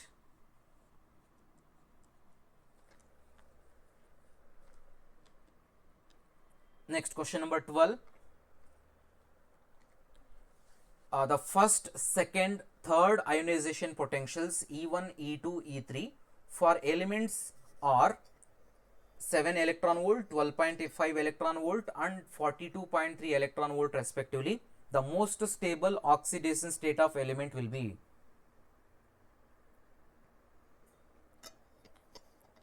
Okay. ಇದು ionisation enthalpy ಮೇಲೆ concept ಇರುವಂಥದ್ದು, applications ಇದಾಗೆ ಇದು. ಇದರಿಂದ ತುಂಬ ನಾವು calculations ಅನ್ನ ಮಾಡ್ಬೋದು. ಈಗ ನೋಡ್ಬೋದು ನೀವೀಗ first, second, third ionisation enthalpy. What's the meaning of first ionisation enthalpy? Amount of energy required to remove the first electron. Okay, what's the second ionisation enthalpy? Amount of energy required to remove the second electron from the outermost. third electron. Okay, so that is what nth ionization enthalpy, remove the nth number of electrons. Okay, ಈಗ ಇದರಲ್ಲಿ ನಾವು oxidation state ಯಾವ ಥರ find out ಮಾಡೋದು? ನಮಗೆ ಯಾವ ಥರ find out ಮಾಡೋದು ಅಂತಂದರೆ, ಇದು ಸಡನ್ ಚೇಂಜ್ ಇಂದ ಅಯೋನೈಸೇಷನ್ ಎಂಥಾಲ್ಪಿ. ಈಗ ಸಿಂಪಲ್ ಆಗಿ ಹೇಳಬೇಕು ಅಂತಂದರೆ, ಒಂದು ಮೆಗ್ನೀಷಿಯಂ ಒಂದು ಎಕ್ಸಾಂಪಲ್ ತಗೊಳ್ತೀನಿ ನಾನು. Magnesium, how many, what's electronic configuration for the magnesium? 1s2, 2s2, 2p6, 3s2 ಅಲ್ವಾ. ಈಗ ಸೊ ನಾನು outer shell electronic configuration 3s2. Okay, ಈಗ ಒಂದು ಎಲೆಕ್ಟ್ರಾನ್ ಅನ್ನು ರಿಮೂವ್ ಮಾಡ್ತೀನಿ. ಸೊ ಆಗ ನಮಗೆ ಯಾವ ಕಾನ್ಫಿಗರೇಷನ್ ಬರುತ್ತೆ? 1s2, 2s2, 2p6. Okay, next that's what we get it 3s1 configuration. Next I will remove one more electron, then 1s2, 2s2, 2p6, 3s0. Okay, ಇಲ್ಲಿ observe ಮಾಡಿ, ಈಗ ಒಂದು ಎಲೆಕ್ಟ್ರಾನ್ ಅನ್ನು ರಿಮೂವ್ ಮಾಡಿದ್ರೆ that's what we cuts the first ionisation enthalpy. If I remove second electron, that's a second ionization enthalpy. Now if I want to remove the third electron, that's what we cut is third ionization enthalpy. Observe ಮಾಡಿ, ಇಲ್ಲಿ 3s2 configuration ಇದ್ದಿದ್ದು 3s1 ಆಯಿತು. 3s1 remove ಮಾಡಿದ ತಕ್ಷಣ ಏನಾಗುತ್ತೆ, ನಮಗೆ Nobel gas configuration ಬಂತ ಇಲ್ಲಿ. ಸೊ ನಾವು if you want to remove the third electron from the outermost shell, that is from the stable configuration, you required extreme more energy, not more energy, extreme, that's what drastic energy is required. ನೀವು assume that ಇಲ್ಲಿ ನೀವೊಂದು 10 kilojoule ಬೇಕು ಅಂತ ಅನ್ಕೊಳ್ಳಿ, first ಒಂದು electron remove ಮಾಡೋದಕ್ಕೆ. Second electron remove ಮಾಡೋದಕ್ಕೆ assume that we required it some, assume that 12 kilojoule is required. ಈಗ ನೀವು ಥರ್ಡ್ ಅಯೋನೈಸೇಷನ್ ಎಂಥಾಲ್ಪಿ ಎಷ್ಟು ಎಕ್ಸ್ಪೆಕ್ಟ್ ಮಾಡ್ತಿದ್ದೀರಾ? ಒಂದು 20-25 ಎಕ್ಸ್ಪೆಕ್ಟ್ ಮಾಡ್ತಿದ್ದೀರಲ್ವಾ. ಇಲ್ಲಿ ಸಡನ್ ಆಗಿ 100s ಅಲ್ಲಿ ಚೇಂಜ್ ಆಗಿಬಿಡುತ್ತೆ. Like may be it is in the 250 kilojoule is required. ನೋಡಿ, first one 10, second one 12, suddenly it has become 250. ಯಾಕೆ 250 ಆಯಿತು ಅಂತಂದರೆ, ನಾವು ಈಗ ರಿಮೂವ್ ಮಾಡಬೇಕಾಗಿರೋದು ಎಲೆಕ್ಟ್ರಾನು ಸ್ಟೇಬಲ್ ಕಾನ್ಫಿಗರೇಷನ್ ಇಂದ. ಯಾವಾಗ ವೇಲೆನ್ಸ್ ಎಲೆಕ್ಟ್ರಾನ್ಸ್ ಕಂಪ್ಲೀಟ್ ಆಗಿ ಕ್ಲಿಯರ್ ಆಗೋಯ್ತು, then it achieves noble gas configuration. Once it is achieves noble gas configuration, you required extreme high energy to remove the electron. ಇಲ್ಲಿ ಯಾವುದು ಎಕ್ಸ್ಟ್ರೀಮ್ ಹೈ ಬರ್ತಾ ಇರೋದು ನಮಗೆ? Third ionisation enthalpy is extreme high. ಅಂದರೆ meaning ಏನಪ್ಪ ಅಂತಂದರೆ ಈ ಎಲಿಮೆಂಟಲ್ಲಿ valence electrons ಎಷ್ಟಿದೆ? 2 ಅಂತ ಮೀನಿಂಗು. ಜ್ಞಾಪಕ ಇಟ್ಕೊಳ್ಳಿ, where there is a drastic change. ಅದರ ಇಂದಿನ ಎಲೆಕ್ಟ್ರಾನ್ಸ್, ಈಗ third ionisation enthalpy is a drastic change ಅಲ್ವಾ? ಹಾಗಾದ್ರೆ ಎಷ್ಟು ವೇಲೆನ್ಸ್ ಎಲೆಕ್ಟ್ರಾನ್ಸ್ ಇದೆ? That is 2 valence electrons. Once we remove the 2 electrons, it touches noble gas configuration. To remove the third electron required extreme high energy. This is a concept. ಜ್ಞಾಪಕ ಇಟ್ಕೊಳ್ಳಿ, drastic change ಎಲ್ಲಿರುತ್ತೋ -1 ಮಾಡ್ಕೊಳ್ಳಿ, that will be the number of valence electrons. ಹಾಗಾದರೆ check ಮಾಡೋಣ. ಈಗ E1 first ionisation enthalpy, E2 is a second ionization enthalpy, E3 is a third ionization enthalpy. For some element is given. What's the number? It is a 7 electron volt. It's a 12.5 electron volt. And it's 42.3 electron volt. ಈಗ ನೀವು check ಮಾಡ್ಕೋಬಹುದು. First ಎಷ್ಟಿದೆ? 7 ಇದೆ. Second ಎಷ್ಟಾಯಿತು? 12. Almost double, nearest double ಆಗಿದೆ, ಅಂದರೆ almost 12.5 ಆಗಿದೆ. ಈಗ ಥರ್ಡ್ ಅಯೋನೈಸೇಷನ್ ಎಂಥಾಲ್ಪಿ ನಾವು ಎಷ್ಟು ಎಕ್ಸ್ಪೆಕ್ಟ್ ಮಾಡ್ತಿದ್ದೀವಿ? Almost V are expecting around 21 25 ಬರಬೇಕು, ಅಥವಾ 25 ಏನೋ ಬರಬೇಕಿತ್ತು ಅಲ್ವಾ? ಬಟ್ ಇಲ್ಲಿ ಎಷ್ಟಿದೆ? 42 ಇದೆ. 42 ಅಂತಂದರೆ there is a drastic change. Which ionisation enthalpy is a drastic change? Third ionisation enthalpy is a drastic change. ಅಂದರೆ ಮೀನಿಂಗ್ ಏನು? ಎಷ್ಟು ವೇಲೆನ್ಸ್ ಎಲೆಕ್ಟ್ರಾನ್ಸ್ ಇದೆ ಇಲ್ಲಿ? 2 ವೇಲೆನ್ಸ್ ಎಲೆಕ್ಟ್ರಾನ್ಸ್. 2 ವೇಲೆನ್ಸ್ ಎಲೆಕ್ಟ್ರಾನ್ಸ್ ಇದೆ. What is the most stable oxidation state? That is +2. Option A is correct. So ಇದು ನಮಗೆ concept, ionisation enthalpy concept. ಇದರಿಂದ valence electrons find out ಮಾಡ್ತೀವಿ, stable oxidation state find out ಮಾಡ್ತೀವಿ, possible compound find out ಮಾಡ್ತೀವಿ. So ಇದನ್ನೆಲ್ಲ find out ಮಾಡ್ಬೋದು by using ionisation enthalpy concept. Okay, ಹಾಗಾದ್ರೆ next example ನೋಡೋಣ. ಅದೇ ಥರದ ಕ್ವಶನ್ ಒಂದಿದೆ. Successive ionisation potentials for the elements are given 8.3, 22.1, 25.1, 37.9, 259.3, 340.1 electron volt. The formula of its nitrate is. Okay, nitrate formula ಆಮೇಲೆ ನೋಡ್ಕೊಳ್ಳೋಣ. First ಯಾವುದು stable oxidation state ಬರುತ್ತೆ ಇದಕ್ಕೆ ಅಂತ ಚೆಕ್ ಮಾಡೋಣ. ಈಗ ನಾನು ಏನು ಹೇಳಿದ್ದೀನಿ ಆಗಲೇ ನಿಮಗೆ, ದಟ್ ಈಸ್ ಯಾವುದು ಡ್ರಾಸ್ಟಿಕ್ ಬರುತ್ತೋ ಅದು ಹಿಂದಿಂದು, that's nothing but number of valence electrons and oxidation state. Okay, ಹಾಗಾದರೆ ಇದು ಅಯೋನೈಸೇಷನ್ ಎಂಥಾಲ್ಪಿನ ಬರ್ಕೊಳ್ಳೋಣ. That is I1, I2, IE4, third ionization enthalpy, fourth ionization enthalpy. How many ionization enthalpies they have given? 1, 2, 3, 4, 5. 5 alla ಕೊಟ್ಟಿರೋದು. So then IE4, fourth ionization enthalpy and fifth ionization enthalpy. Okay, ಈಗ numbers ಅನ್ನು note ಮಾಡ್ಕೊಳ್ಳೋಣ. That is 8.3 electron volt and 25.1, 37.9, 259.3, 340.1 electron volt. So this is what ionization enthalpies they have given. ಈಗ ನೋಡಿ, first ionisation enthalpy ಎಷ್ಟಿದೆ? 8.3 ಇದೆ. Second one ಎಷ್ಟಿದೆ? 25. Around ನಮಗೆ ಎಷ್ಟು ಚೇಂಜ್ ಆಗ್ತಿದೆ? ಅರೌಂಡ್ ಸಮ್ 16 ಏನೋ ಚೇಂಜ್ ಆಗ್ತಿದೆ, 16 ಏನೋ ಚೇಂಜ್ ಆಗ್ತಿದೆ. ಓಕೆ, ಅದಾದ ನೆಕ್ಸ್ಟ್ ಎಷ್ಟು ಚೇಂಜ್ ಆಗ್ತಾ ಇದೆ? ಅಲ್ಲೂ ಅಷ್ಟೇ ನೀವು ಚೆಕ್ ಮಾಡ್ಕೋಬೋದು. ಅರೌಂಡ್ 12 13 ಏನೋ ಚೇಂಜ್ ಆಗ್ತಿದೆ. ನೋಡಿ, ಗ್ಯಾಪನ್ನು ನೋಡ್ಕೊಳ್ಳಿ. ಸಡನ್ ಆಗಿ ಎಷ್ಟಾಗಿದೆ ನೋಡಿ? 259. ನೀವು 37.9 ಅಂದರೆ ಅರೌಂಡ್ ನಾವು ವಿ ಆರ್ ಎಕ್ಸ್ಪೆಕ್ಟಿಂಗ್ ಸಮ್ ನಮಗೆ 50 ಎಕ್ಸ್ಪೆಕ್ಟ್ ಮಾಡ್ತಿದ್ದೀವಿ. ಬಟ್ ಇಲ್ಲಿ ಎಷ್ಟಾಗಿದೆ? 259 ಆಗಿದೆ ಅಂತಂದರೆ there is a drastic change. Which ionisation enthalpy is a drastic change? Fourth ionization enthalpy is a drastic change. Then how many valence electrons are present? 3 valence electrons are present. There are 3 valence electrons. That's the meaning is a 3 valence electrons. 3 valence electrons andre what is oxidation state usually? That is +3 oxidation state. So the oxidation state of stable oxidation state of the metal is +3, element +3. Okay, ಹಾಗಾದರೆ +3 ಆದರೆ ನಮಗೆ question ಏನಪ್ಪ ಅಂತಂದರೆ, ಈಗ M has +3 oxidation state. ಹಾಗಾದರೆ composition ಏನು ಬರುತ್ತೆ ನೈಟ್ರೇಟ್ಸ್ಗೆ ಅಂತ ಕೇಳ್ತಿದ್ದಾನೆ. ಯೂಶಲಿ ನೈಟ್ರೇಟ್ಗೆ ಚಾರ್ಜ್ ಏನಿರುತ್ತೆ?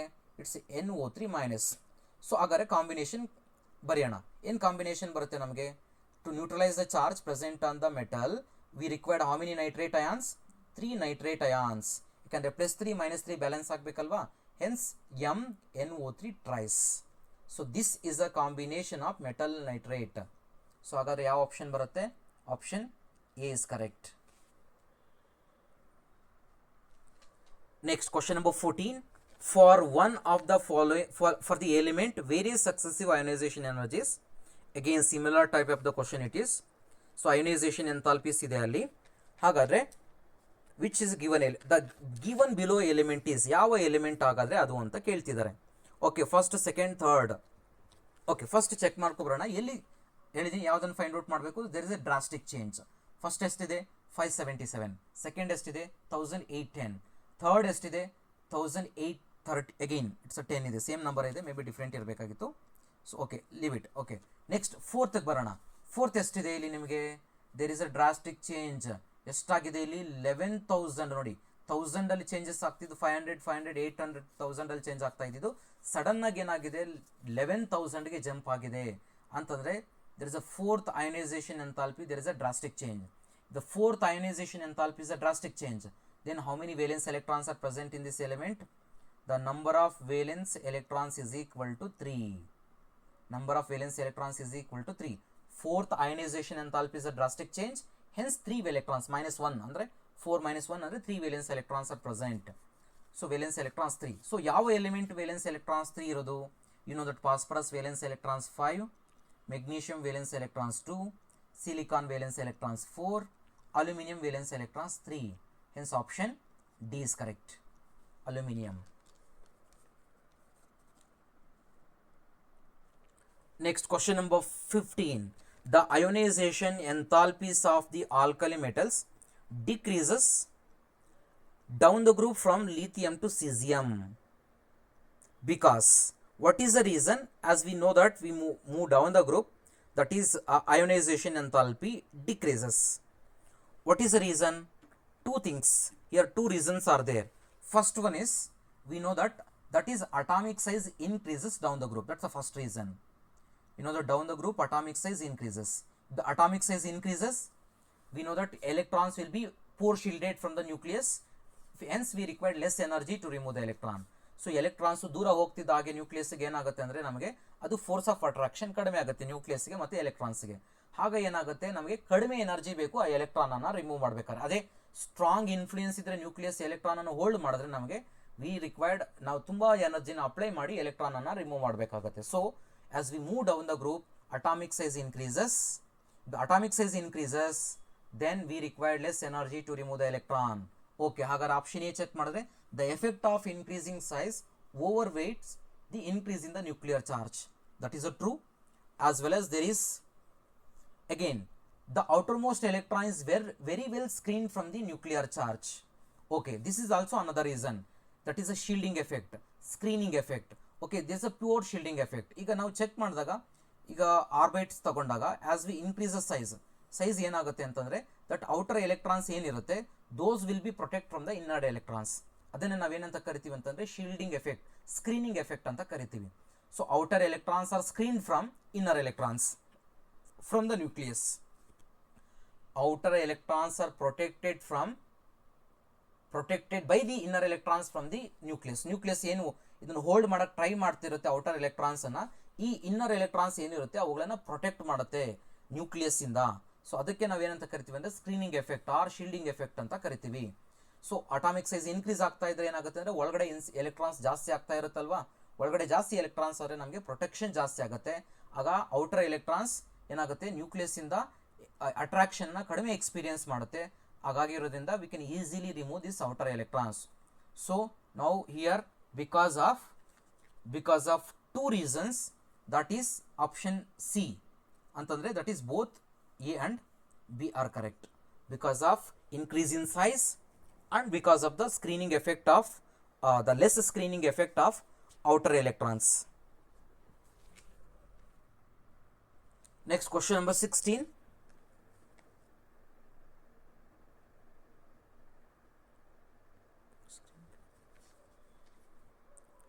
Okay, question number 16. In which of the following options the order of arrangement does not agree with the variation of property indicated against it? Okay, so now if you see the order which is not agree with that one. First one metallic radius, second one ionic radius, ionic size, third one ionization enthalpy, fourth one electron gain enthalpy. ಈಗ almost 3 properties already explain ಮಾಡಿದ್ದೀನಿ. Down the group metallic radius increases, so lithium is less than, sodium is less than, potassium is less than, rubidium is less than cesium. cesium ಇಲ್ಲ, but next cesium ಬರುತ್ತೆ. So first one is the correct one. ಇಲ್ಲಿ question ಕೇಳಿರೋದು ಯಾವುದಪ್ಪ ಅಂತಂದರೆ does not agree ಅಂತ ಕೇಳಿದ್ದಾರೆ. Okay, ಹಾಗಾದ್ರೆ option ಬಿಗೆ ಬರೋಣ. ಆಪ್ಷನ್ ಬಿಗೆ ಬಂದರೆ so that is ionic radius of iso electronic species. Same example already explain ಮಾಡಿದ್ದೀನಿ, ಚೆಕ್ ಮಾಡಿ. ಅಯಾನಿಕ್ ಸ್ಪೀಸೀಸ್ ಕೊಟ್ಟಿದ್ದಾರೆ. ಅಯಾನಿಕ್ ಸೈಜ್ಗೆ ಅಂತಂದರೆ ನಾನು ಆಗಲೇ ಹೇಳಿದ್ದೀನಿ ನಿಮಗೆ, that is we have to come to the point. That is ionic size for isoelectronic species which is inversely proportional to atomic number. So atomic number ಯಾವ್ದು ಕಡಿಮೆ ಇರುತ್ತೋ ಅಯಾನಿಕ್ ಸೈಜು ಜಾಸ್ತಿ ಇರುತ್ತೆ, ಯಾವುದು ಅಟಾಮಿಕ್ ನಂಬರ್ ಕಡಿಮೆ ಇರುತ್ತೋ ಅಯಾನಿಕ್ ಸೈಜ್ ಜಾಸ್ತಿ, and reverse. Okay, ಈಗ ಚೆಕ್ ಮಾಡಿ. ಫ್ಲೂರೈಡ್ ಅಟಾಮಿಕ್ ನಂಬರ್ ಎಷ್ಟಿದೆ? 9, ಸೋಡಿಯಂ 11, ಮೆಗ್ನೀಷಿಯಂ 12, ಅಲ್ಯೂಮಿನಿಯಂ 13. ಸೊ ಹಾಗಾದರೆ ಯಾವುದು ಅಯಾನಿಕ್ ಸೈಜ್ ಜಾಸ್ತಿ ಇರಬೇಕು? The one which is having the less atomic number, fluoride, then sodium, then magnesium, then aluminium. So that is also a correct representation of ionic size. Come to the option C. Boron, carbon, oxygen, nitrogen. Increasing order of first ionization enthalpy. ಇದನ್ನು ನಾನು ನಿಮಗೆ explain ಮಾಡಿದ್ದೀನಿ. All these are the second period elements. Second period elements ionization enthalpy order ಏನು ಬರುತ್ತೆ? That is lithium is less than, boron is less than, beryllium is less than, carbon is less than, oxygen is less than nitrogen. So this is the order of ionisation enthalpy. ಹಾಗಾದರೆ ಇಲ್ಲಿ check ಮಾಡಿ, boron, carbon, oxygen, nitrogen, that is also A correct representation. Okay, ಹಾಗಾದರೆ ಯಾವುದು ಹಾಗಾದರೆ wrong representation? ಉಳಿದಿರೋ option ಒಂದೇ ಇದೆ, ಹಾಗಾದರೆ option D is correct, which is the wrong representation. ಏನು ಹೇಗೆ ರಾಂಗ್ ರೆಪ್ರೆಸೆಂಟೇಷನ್ ಬರುತ್ತೆ ಇಲ್ಲಿ? ಓಕೆ, ಈಗ ಬರೋಣ ಎಲೆಕ್ಟ್ರಾನ್ ಗೇನ್ ಎಂಥಾಲ್ಪಿ ಕಾನ್ಸೆಪ್ಟಿಗೆ. ಆಗಲೇ ಎಕ್ಸ್ಪ್ಲೈನ್ ಮಾಡ್ತೀನಿ ಅಂತ ಹೇಳಿದ್ದು ಒಂದು ಕ್ವಶನಲ್ಲಿ. ಸೊ ನಾವು ಈಗ ಬರೋಣ electron gain enthalpy. What's the meaning of electron gain enthalpy? When an electron is added to the outermost shell, energy will be released. We call it as electron gain enthalpy. ಒಂದು electron ಅನ್ನು gain ಮಾಡಿದಾಗ ಎಷ್ಟು energy change ಆಗುತ್ತೋ ಅದನ್ನು ನಾವು electron gain enthalpy ಅಂತ ಕರಿತೀವಿ. Okay, electron gain ಎಂಥಾಲ್ಪಿನಲ್ಲಿ ಸ್ಮಾಲ್ ಎಕ್ಸಂಪ್ಷನಲ್ ಕೇಸ್ ಇದೆ ಇಲ್ಲಿ ನಾವು usually. So electron gain enthalpy means amount of the energy will be released more when the electron is added to the smaller atom. Smaller ಅಟಮ್ಗೆ electron add ಮಾಡಿದ್ರೆ actually that releases more amount of the energy. ಯಾಕಂದರೆ it will experience more attraction, it releases more amount of the energy. As we go down the group, atomic size increases, so ionization enthalpy, electron gain enthalpy decreases. ಕಡಿಮೆ atomic size ಜಾಸ್ತಿ ಆಗೋದ್ರಿಂದ energy release ಆಗೋದು ಕೂಡ ಕಡಿಮೆ ಆಗುತ್ತೆ. Okay, ಹಾಗಾದರೆ ಇಲ್ಲಿ ನಮ್ಗೇನು ಆರ್ಡರ್ ಎಕ್ಸ್ಪೆಕ್ಟ್ ಮಾಡ್ತಿದ್ದೀವಿ ಹಾಗಾದರೆ ಡೌನ್ ದ ಗ್ರೂಪ್? ಹಾಗಾದರೆ V are expecting electron gain enthalpy order. Electron gain enthalpy order ಯಾವುದನ್ನು ಎಕ್ಸ್ಪೆಕ್ಟ್ ಮಾಡ್ತಿದ್ದೀವಿ ಅಂತಂದರೆ fluorine should be greater than chlorine, chlorine should be greater than bromine, than iodine. ಈ order ಅನ್ನು ನಾವು expect ಮಾಡ್ತಿದ್ದೀವಿ, but not, this is a wrong one. ಇದು wrong. ಯಾಕೆ ಅಂತಂದರೆ ಇಲ್ಲಿ ಒಂದು ಫ್ಯಾಕ್ಟರ್ ಬರುತ್ತೆ ನಮಗೆ. So that is since fluorine is a smallest element, ನಾವು ಎಕ್ಸ್ಟ್ರಾ ಏನು ಎಲೆಕ್ಟ್ರಾನ್ ಆ್ಯಡ್ ಮಾಡೋಕ್ಕೆ ಹೋಗ್ತೀವಿ that will experience repulsion. Already electronic repulsion ಇರುತ್ತೆ ಸ್ಮಾಲ್ ರೀಜನಲ್ಲಿ, ಅಷ್ಟು ಎಲೆಕ್ಟ್ರಾನ್ಸ್ 9 ಎಲೆಕ್ಟ್ರಾನ್ಸ್ ಇರುತ್ತೆ. ಈಗ ನಾವು ಇನ್ನೊಂದು ಎಲೆಕ್ಟ್ರಾನ್ ಆ್ಯಡ್ ಮಾಡೋಕ್ಕೆ ಹೋದ್ರೆ ಏನಾಗುತ್ತೆ ಅಂದರೆ that will experience, hence slight ಆಗಿ ಕ್ಲೋರಿನ್ಗಿಂತೂ ಕಂಪೇರ್ ಮಾಡಿದ್ರೆ chlorine releases more amount energy than fluorine. ಹಾಗಾಗಿರೋದ್ರಿಂದ ನಮಗೆ ಆರ್ಡರ್ ಏನು ಚೇಂಜ್ ಆಗುತ್ತಪ್ಪ ಅಂತಂದರೆ electron gain enthalpy order, chlorine actually fluorine is less than chlorine and chlorine is greater than bromine and bromine is greater than iodine. ನೋಡಿ, ನಮಗೆ fluorine ಜಾಸ್ತಿ ಇರಬೇಕಾಗಿತ್ತು, but fluorine is less than. So ಅದಕ್ಕೆ ನಾವು ಏನು ಹೇಳ್ತೀವಿ ಅಂತಂದರೆ the entire periodic table which one has the highest electron gain enthalpy ಅಂತಂದರೆ that's a chlorine. Cl has the highest electron gain enthalpy in the entire periodic table. Chlorine. Okay, this is the order. Actually ನಮಗೆ reverse ಸ್ವಲ್ಪ ಇಲ್ಲಿ change ಆಗಬೇಕಾಗಿತ್ತು, so ಅದಕ್ಕೆ ಸ್ವಲ್ಪ ಏನಾಗುತ್ತೆ ನಮಗೆ ಇಲ್ಲಿ reverse order. That's why option D is the incorrect one. ಯಾಕೆಂತಂದರೆ ಅಯೋಡಿನ್, ಬ್ರೋಮಿನ್, ಕ್ಲೋರಿನ್ ಕರೆಕ್ಟ್ ಆಗಿದೆ, ಬಟ್ ಇಲ್ಲಿ chlorine should suppose to exchange here. So because of the inter electronic repulsion of in the fluorine it releases less amount of the energy compared to chlorine. Okay, ಹಾಗಾದರೆ option D is the incorrect one. ಇದೇ ಥರ ನಮಗೆ ಎಕ್ಸಾಮ್ಷನಲ್ ಆಗಿ ಇನ್ನೂ 2 ಗ್ರೂಪ್ಗೆ ಇದೇ ಥರ apply ಆಗುತ್ತೆ. 3 ಗ್ರೂಪನ್ನು ಜ್ಞಾಪಕ ಇಟ್ಕೊಳ್ಳಿ. First elements, second element exchange ಆಗುತ್ತೆ. ಯಾವುದು? ಈಗ ನೆಕ್ಸ್ಟ್ ಹ್ಯಾಲೋಜನ್ಸ್ಗೆ ಪಕ್ಕದಲ್ಲಿರೋದು ಯಾವ ಗ್ರೂಪ್ ಇದೆ ನಮಗೆ ಲೆಫ್ಟ್ ಸೈಡಲ್ಲಿ? Oxygen family. ಅದಕ್ಕೂ ಅದೇ ಥರನೇ ಆಗುತ್ತೆ. ನಾವೇನು ಎಕ್ಸ್ಪೆಕ್ಟ್ ಮಾಡ್ತಿದ್ದೀವಿ? Oxygen should have more than sulphur, sulphur is more than selenium, selenium is more than tellurium. ಇದನ್ನು ಎಕ್ಸ್ಪೆಕ್ಟ್ ಮಾಡ್ತಿದ್ದೀವಿ.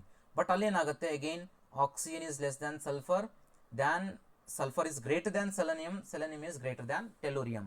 ಅದೇ ಥರ ನೈಟ್ರೋಜನ್ ಫ್ಯಾಮಿಲಿಗೂ ಅಪ್ಲೈ ಆಗುತ್ತೆ. ಈ 3 ಗ್ರೂಪಿಗೆ ಮಾತ್ರ ಇಲ್ಲಿ ಎಕ್ಸಾಮ್ಷನಲ್ ಬರುತ್ತೆ. ಅದಕ್ಕೆ ನಿಮಗೆ ಕಾಂಪಿಟೇಟಿವ್ ಎಕ್ಸಾಮ್ಸಲ್ಲಿ ಇವುಗಳನ್ನೇ ಕೊಡ್ತಾರೆ ನಿಮಗೆ. ಇವು ನೀವು ಎಕ್ಸಾಮ್ಷನಲ್ ಇರೋದಿಲ್ಲ, ನೋಡೋದಿಲ್ಲ. ಅವು ಕರೆಕ್ಟಾಗಿ ನೋಡಿ. ಈಗ ನೋಡಿ, ಇದೇ ಕ್ವಶನ್ ಪ್ರೀವಿಯಸ್ ಇಯರ್ ಕ್ವಶನ್ ಅಂತಂದ್ರೂ ನೀವೇನು ಮಾಡಿರ್ತೀರಾ, ಎಲ್ಲ ಕರೆಕ್ಟ್ ಆಗಿದೆ ಆಪ್ಷನ್ ಅಂತ ಥಿಂಕ್ ಮಾಡಿಬಿಡ್ತೀರಾ. ಅದೇ ರೀಸನ್ಗೆ ಈ ಕ್ವಶನ್ಸನ್ನು ಕೊಡೋದು ನಿಮಗೆ. ಸೊ ಹಾಗಾದ್ರೆ ಏನು ಆರ್ಡರ್ ಬರುತ್ತೆ? Electron gain enthalpy order, nitrogen which is less than phosphorus is greater than arsenic, greater than antimony. So this is the order of electron gain enthalpy order for these group elements. Electron gain enthalpy order.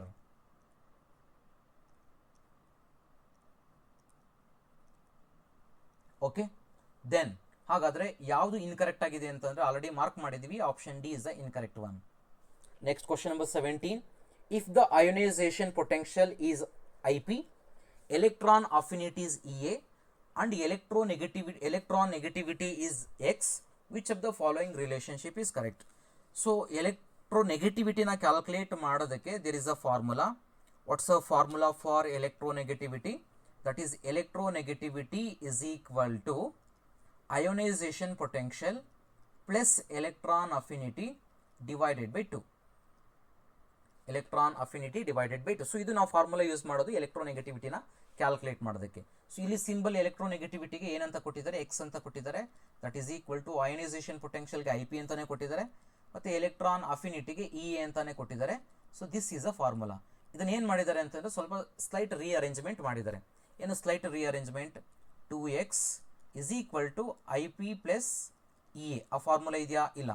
So ಹಾಗಾದ್ರೆ ಎಲ್ಲ ಟರ್ಮ್ಸನ್ನು ಒಂದು ಕಡೆ ಕಳಿಸ್ಕೊಡಿ. ಹಾಗಾದ್ರೆ ಏನು ಬರುತ್ತೆ ನಮಗೆ? 2x minus IP minus EA is equal to 0. So ಇದಿದೆ ನೋಡಿ ನಮಗೆ. So hence which option is correct? That is option A is correct.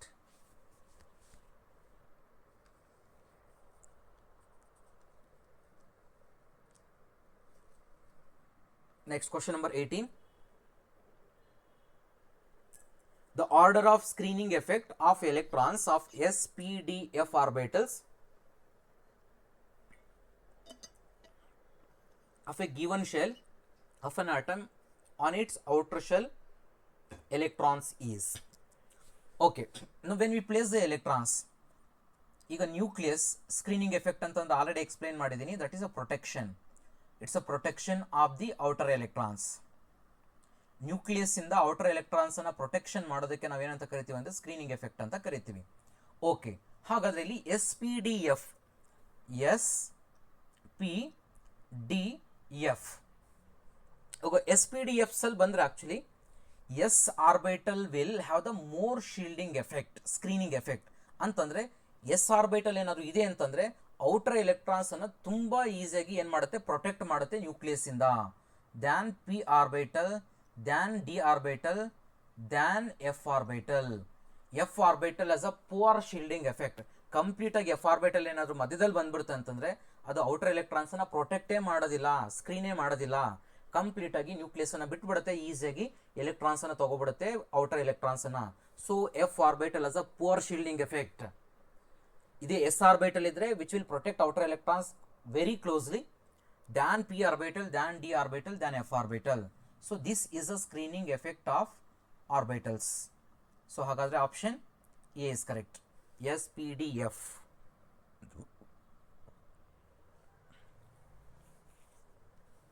Next question number 19. Electronic configurations of 4 elements A, B, C, D are given below. Which of the following is correct order of increasing tendency to gain the electron? So electron gain enthalpy. Usually ಯಾವ elements ಗೆ electron gain ಮಾಡುವಂತ capacity ಜಾಸ್ತಿ ಇರುತ್ತೆ ಅಂದ್ರೆ ಇನ್ನೇನು ಒಂದು electron add ಮಾಡಿದ್ರೆ noble gas configuration ಯಾವ ಎಲಿಮೆಂಟ್ ಆಗುತ್ತೋ that will have more tendency to gain the electron. ಈಗ ಫಾರ್ ಎಕ್ಸಾಂಪಲ್ ಯೂಶಲಿ ನಾವು ತಗೊಂಡ್ರೆ group 17 elements highly reactive elements. ಯಾಕೆ ಹೈಲಿ ರಿಯಾಕ್ಟಿವ್ ಎಲಿಮೆಂಟ್ಸ್ ಅಂತ ಕರಿತೀವಿ? ಇನ್ನು ಒಂದೇ ಒಂದು ಎಲೆಕ್ಟ್ರಾನ್ ಆಡ್ ಮಾಡಿದ್ರೆ ಸಾಕು ಹ್ಯಾಲೋಜನ್ಸ್ಗೆ, ಗ್ರೂಪ್ 17 ಎಲಿಮೆಂಟ್ಸ್ಗೆ, that will become noble gas configuration. Group 18 element ಆಗ್ಬಿಡುತ್ತೆ ಅಂದರೆ ಆ ಕಾನ್ಫಿಗರೇಷನ್ ಅನ್ನು ಅಟೈನ್ ಮಾಡುತ್ತೆ. ಸೊ ಹಾಗಾಗಿರೋದ್ರಿಂದ usually group 17 elements are more reactive ಅಂತ ಹೇಳ್ತೀವಿ. That is a reason. ಅಂತಂದ್ರೆ ಯಾವುದಕ್ಕೆ ಒಂದು ಎಲೆಕ್ಟ್ರಾನ್ ಆಡ್ ಮಾಡಿದ್ರೆ ನೋಬಲ್ ಗ್ಯಾಸ್ ಕಾನ್ಫಿಗರೇಷನ್ ಆಗ್ಬಿಡುತ್ತೆ, that will be ready to take the electron, that is ready to gain the electron. Okay, ಹಾಗಾದರೆ options ಅಲ್ಲಿ ಬರೋಣ. ಮತ್ತೆ ನೆಕ್ಸ್ಟ್, ಈಗ ನೋಬಲ್ ಗ್ಯಾಸ್ ಕಾನ್ಫಿಗರೇಷನ್ ಅಟೈನ್ ಆಗಿಬಿಟ್ಟಿದೆ ಅಂದ್ಕೊಳ್ಳಿ. Then noble gas configuration will never ever look it into the electron. Gain ಮಾಡ್ಕೊಳಕ್ಕೆ ನೋಡೋದೇ ಇಲ್ಲ, ಯಾಕಂದ್ರೆ ಆಲ್ರೆಡಿ ಸ್ಟೇಬಲ್ ಕಾನ್ಫಿಗರೇಷನ್ ಬಂದ್ಬಿಟ್ಟಿದೆಯಲ್ಲ ಅದಕ್ಕೆ. ಹಾಗಾದರೆ ನೀವು ಎರಡು ಕಾನ್ಫಿಗರೇಷನ್ ಚೆಕ್ ಮಾಡ್ಬೋದು ನೀವು ಇಲ್ಲಿ. ಆಪ್ಷನ್ ಎಗೆ ಬನ್ನಿ, 1s2 2s2 2p6, it's noble gas configuration. Okay, option ಅದೇ ಥರ ಆಪ್ಷನ್ ಡಿಗೆ ಬನ್ನಿ, 1s2 2s2 2p5. So this is halogen group 17 element. ನೋಡಿ 2p5 ಇದೆ, ಇದಕ್ಕೆ ಇನ್ನೊಂದು ಎಲೆಕ್ಟ್ರಾನ್ ಆಡ್ ಮಾಡಿದ್ರೆ it will become stable noble gas configuration, ಅಂದರೆ which is eagerly waiting for the electron ಅಂತ. ಹಾಗಾದರೆ which one has the highest tendency to gain the electron? That is D. Which one has the lowest tendency to gain the electron? That is A. Lowest is A, highest is D. ಈಗ ನಾವು find out ಮಾಡಬೇಕಿರೋದು ಏನಪ್ಪ ಅಂತಂದರೆ, ಈಗ ಮಧ್ಯದಲ್ಲಿರೋದು ಯಾವುದು ಅಂತ check ಮಾಡ್ಬೇಕು ನಾವೀಗ. Okay, ಹಾಗಾದರೆ 2p4 ಎಲೆಕ್ಟ್ರಾನಿಕ್ ಕಾನ್ಫಿಗರೇಷನ್ ಇದೆ, 2p6 3s1 ಇದೆ. Okay, usually which element will have more tendency to gain the electron? The one which is a smaller or the one which is a bigger one? The one which is a smaller one. ನೀನು ಅದು ಈಸಿಯಾಗಿ electron add ಮಾಡಿದ್ರೆ ಏನಾಗುತ್ತೆ ಅಂತಂದರೆ, that will releases more amount of the energy, that is ready to gain the electron. Larger size ಇದ್ರೆ ಏನಾಗುತ್ತೆ ಅಂದರೆ, nucleus ಮತ್ತು ಔಟರ್ ಎಲೆಕ್ಟ್ರಾನ್ಸ್ಗೆ ಡಿಸ್ಟೆನ್ಸ್ ಜಾಸ್ತಿ ಇರೋದ್ರಿಂದ that will not have tendency to gain the electron. So ಹಾಗಾದರೆ ನೀವು ಚೆಕ್ ಮಾಡ್ಬೋದು ಇಲ್ಲಿ, ಇದು 3s1 ಯಾವ ಶೆಲ್ಲಲ್ಲಿ ಇದೆ? ಥರ್ಡ್ ಶೆಲ್ ಅಂತಂದರೆ ಥರ್ಡ್ ಶೆಲ್ಲಲ್ಲಿ ಎಲೆಕ್ಟ್ರಾನ್ ಇದೆ. ಆ್ಯಂಡ್ ಇಲ್ಲಿ ಯಾವ ಎಲೆಕ್ಟ್ರಾನ್ಸ್ ಇದೆ? 2p4 ಅಂದರೆ ಸೆಕೆಂಡ್ ಶೆಲ್. ಅಂದರೆ ಯಾವುದು ಸೈಜ್ ಕಡಿಮೆ ಇದೆ ಇಲ್ಲಿ ನಮಗೆ ಅಂತಂದರೆ, that is 2p4 is having the smaller size. That will have more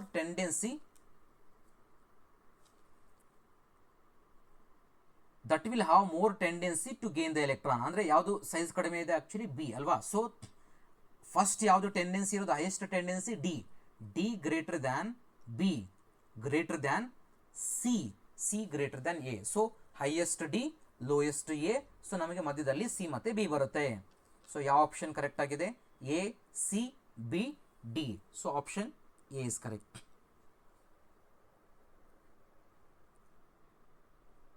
Next, question number 20.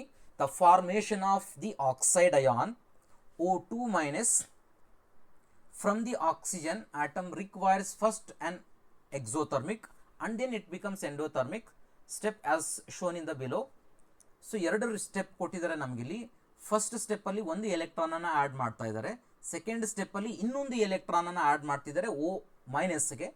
So first step observe ಮಾಡಿ, ಡೆಲ್ಟಾ ಹೆಚ್ ಇಸ್ ನೆಗೆಟಿವ್, ಅಂದರೆ ಎಕ್ಸೋಥರ್ಮಿಕ್ ಪ್ರೋಸೆಸ್ ಅಂತ, ಅಂದರೆ ಎನರ್ಜಿ ರಿಲೀಸ್ ಆಗುತ್ತೆ ಅಂತ. ಡೆಲ್ಟಾ ಹೆಚ್ ಇಸ್ ಪಾಸಿಟಿವ್, ಅಂದರೆ heat is absorbed ಅಂತ.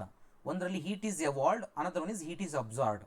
ಯಾಕೆ heat is released ಮತ್ತು ಇಲ್ಲಿ ಯಾಕೆ ಎನರ್ಜಿ ಅಬ್ಸಾರ್ಬ್ಡ್ ಅಂದರೆ ಮೀನಿಂಗ್ ಅಂದರೆ ಅದಕ್ಕೆ ರಿಕ್ವೈರ್ಮೆಂಟ್ ಇದೆ. ನೀವು ಸೆಕೆಂಡ್ ಎಲೆಕ್ಟ್ರಾನನ್ನು ಆ್ಯಡ್ ಮಾಡಬೇಕು ಅಂತಂದರೆ that you required energy. First electron add ಮಾಡಿದ್ರೆ ಎನರ್ಜಿ ರಿಲೀಸ್ ಆಗ್ತಿದೆ, ಸೆಕೆಂಡ್ ಎಲೆಕ್ಟ್ರಾನ್ಗೆ ಎನರ್ಜಿ ರಿಕ್ವೈರ್ಮೆಂಟ್ ಇದೆ. ಯಾಕೆ ಸೆಕೆಂಡ್ ಎಲೆಕ್ಟ್ರಾನ್ ಆ್ಯಡ್ ಮಾಡಬೇಕು? ಯೂಶಲಿ ಎಲೆಕ್ಟ್ರಾನ್ ಆ್ಯಡ್ ಮಾಡಬೇಕಾದ್ರೆ energy release ಆಗಬೇಕಿತ್ತಲ್ವಾ?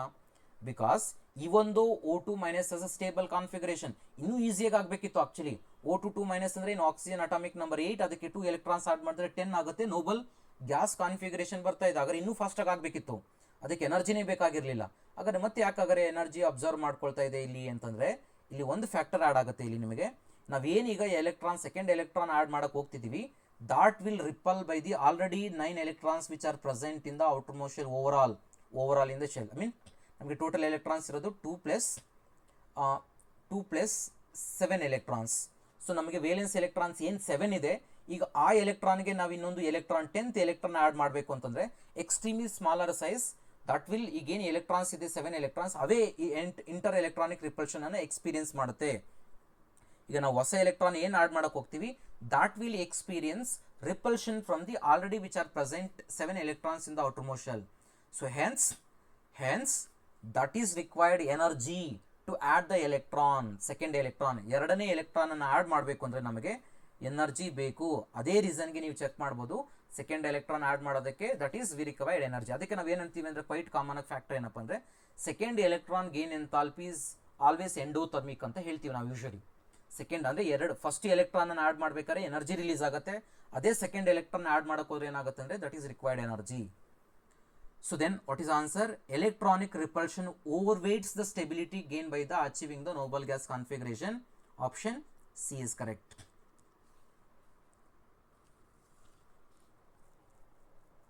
Next question number 21. If the electronegativity difference between bonded atoms is exactly equal to 1.7, the nature of the bond is formed is. Okay, nature of the bond. So ಯಾವುದೇ ಒಂದು ಎರಡು ಬಾಂಡನ್ನು ನಾವು ಒಂದು decide ಮಾಡಬೇಕು ಅಂತಂದರೆ ಒಂದು ಬಾಂಡನ್ನು with it's a covalent bond, ionic bond ಅಂತ ಡಿಸೈಡ್ ಮಾಡೋದೇ ಯೂಶಲಿ ಎಲೆಕ್ಟ್ರೋನೆಗೆಟಿವಿಟಿ ಡಿಫ್ರೆನ್ಸ್ ಬೇಸಿಸ್ ಮೇಲೆ. ಸೊ ಈ ಎರಡು element, for example I am talking about bond A B. The bond A B is ಕೋವಲೆಂಟಾ, ಅಯಾನಿಕ ಅಥವಾ ಪೋಲಾರ್ ಕೋವಲೆಂಟ್ ಅಂತ ಐಡೆಂಟಿಫೈ ಮಾಡೋದೇ ದಟ್ಸ್ ಎಲೆಕ್ಟ್ರೋನೆಗೆಟಿವಿಟಿ ಡಿಫ್ರೆನ್ಸ್ ಬೇಸಿಸ್ ಮೇಲೆ. ಈ ಎರಡು ಎಲಿಮೆಂಟ್ ಎಲೆಕ್ಟ್ರೋನೆಗೆಟಿವಿಟಿ ಡಿಫ್ರೆನ್ಸ್ ತಗೊಂಡಾಗ ಇಫ್ ಯು ಗೆಟ್ ನಮಗೆ ಡಿಫ್ರೆಂಟ್ ಪಾಸಿಬಿಲಿಟೀಸ್ ಬರುತ್ತೆ. ಚೆಕ್ ಮಾಡೋಣ ಒಂದೊಂದೇ.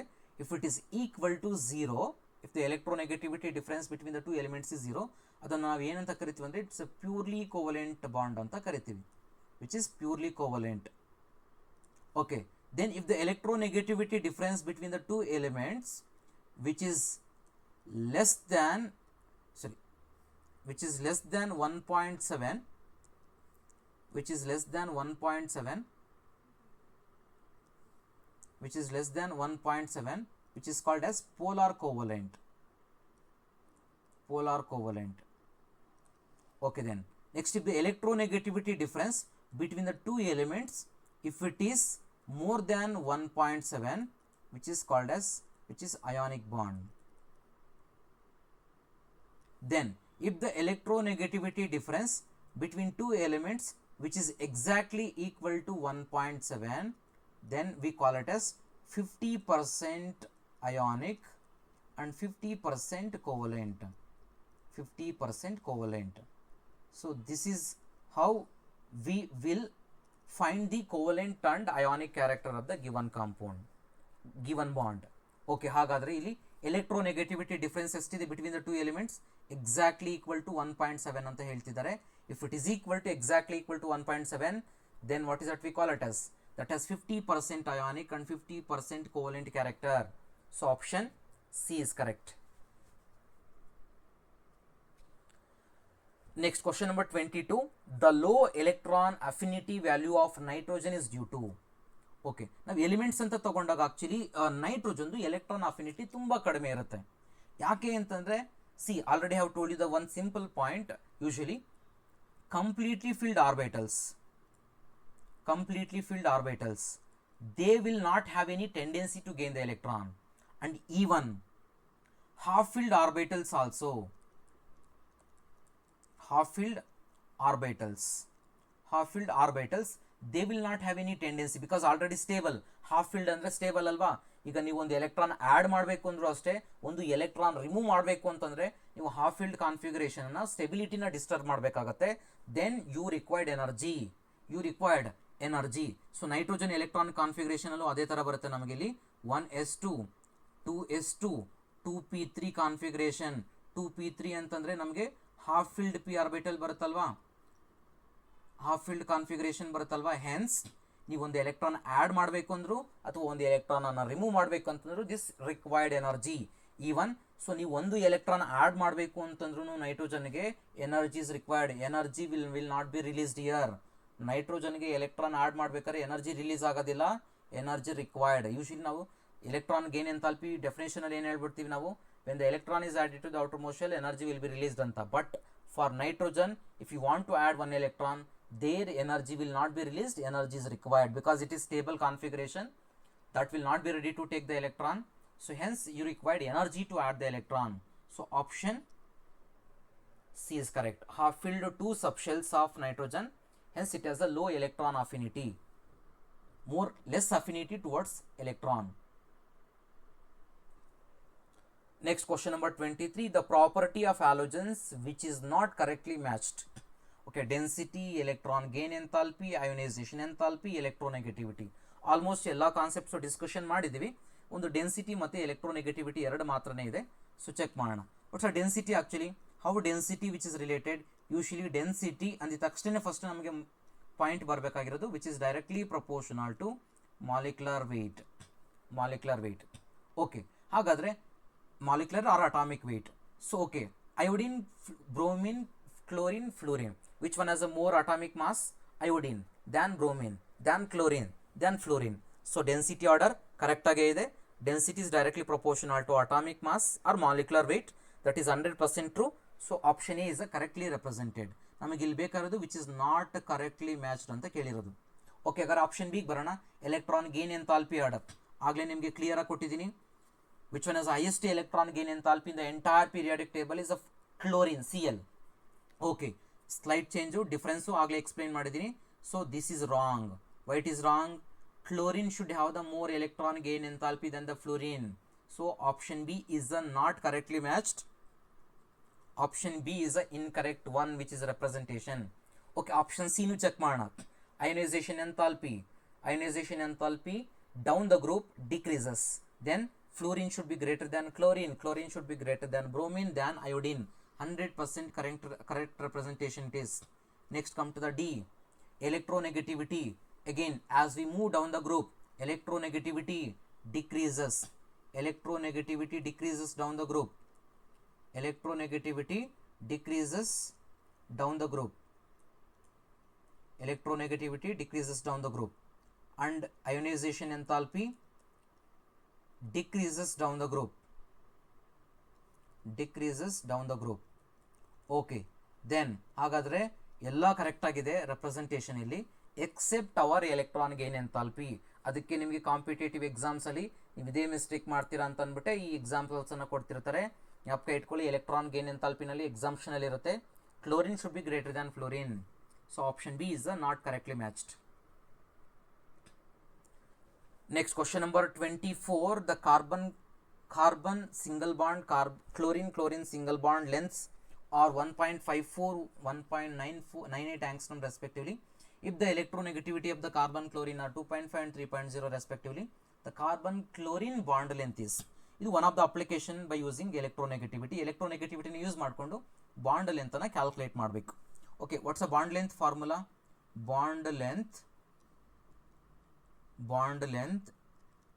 ಬಿಟ್ವೀನ್ ಎ ಆ್ಯಂಡ್ ಬಿ, ಎರಡು ಎಲಿಮೆಂಟ್ ಎ ಆ್ಯಂಡ್ ಬಿ ಅಂತ ತೊಗೊಂಡ್ರೆ ನಾವು usually is equal to radius of element A plus radius of element B minus 0.09 electronegativity of element A minus electronegativity of element B. So ಇದು ನಮಗೆ formula bond ಲೆಂತನ್ನು calculate ಮಾಡೋದಕ್ಕೆ. If they have given electronegativities and radius ಕೊಟ್ಟಾಗ ಈ ಫಾರ್ಮುಲಾನ apply ಮಾಡ್ತೀವಿ. ಹಾಗಾದರೆ ನಾವು ಫೈಂಡ್ ಔಟ್ ಮಾಡಬೇಕಿರೋದು ಬಾಂಡ್ ಲೆಂತ್ ಯಾವುದು? Carbon chlorine bond length. Carbon chlorine bond length. ಹಾಗಾದರೆ ಫಾರ್ಮುಲಾ ಏನು ಆಗುತ್ತೆ ನಮಗೆ ಇಲ್ಲಿ? ಕಾರ್ಬನ್ ಕ್ಲೋರಿನ್ ಬಾಂಡ್ ಲೆಂತ್ ಅಂತಂದರೆ carbon chlorine bond length. Okay, ಹಾಗಾದರೆ ಫಾರ್ಮುಲಾ ಏನಾಗುತ್ತೆ ನಮಗೆ ಅಂತಂದರೆ radius of carbon plus radius of chlorine minus 0.09 modulus of electronegativity of carbon minus electronegativity of chlorine. Okay, ಈ ಮಾಡ್ಯುಲಸ್ ಹಾಕಿರೋದು ಏನಕ್ಕೆ ಅಂತಂದರೆ ಮೈನಸ್ ಬಂದರೆ ಪ್ಲಸ್ ಆಗುತ್ತೆ ಅಂತ modulus. Okay, radius of carbon is how much? Radius of carbon is 2.5.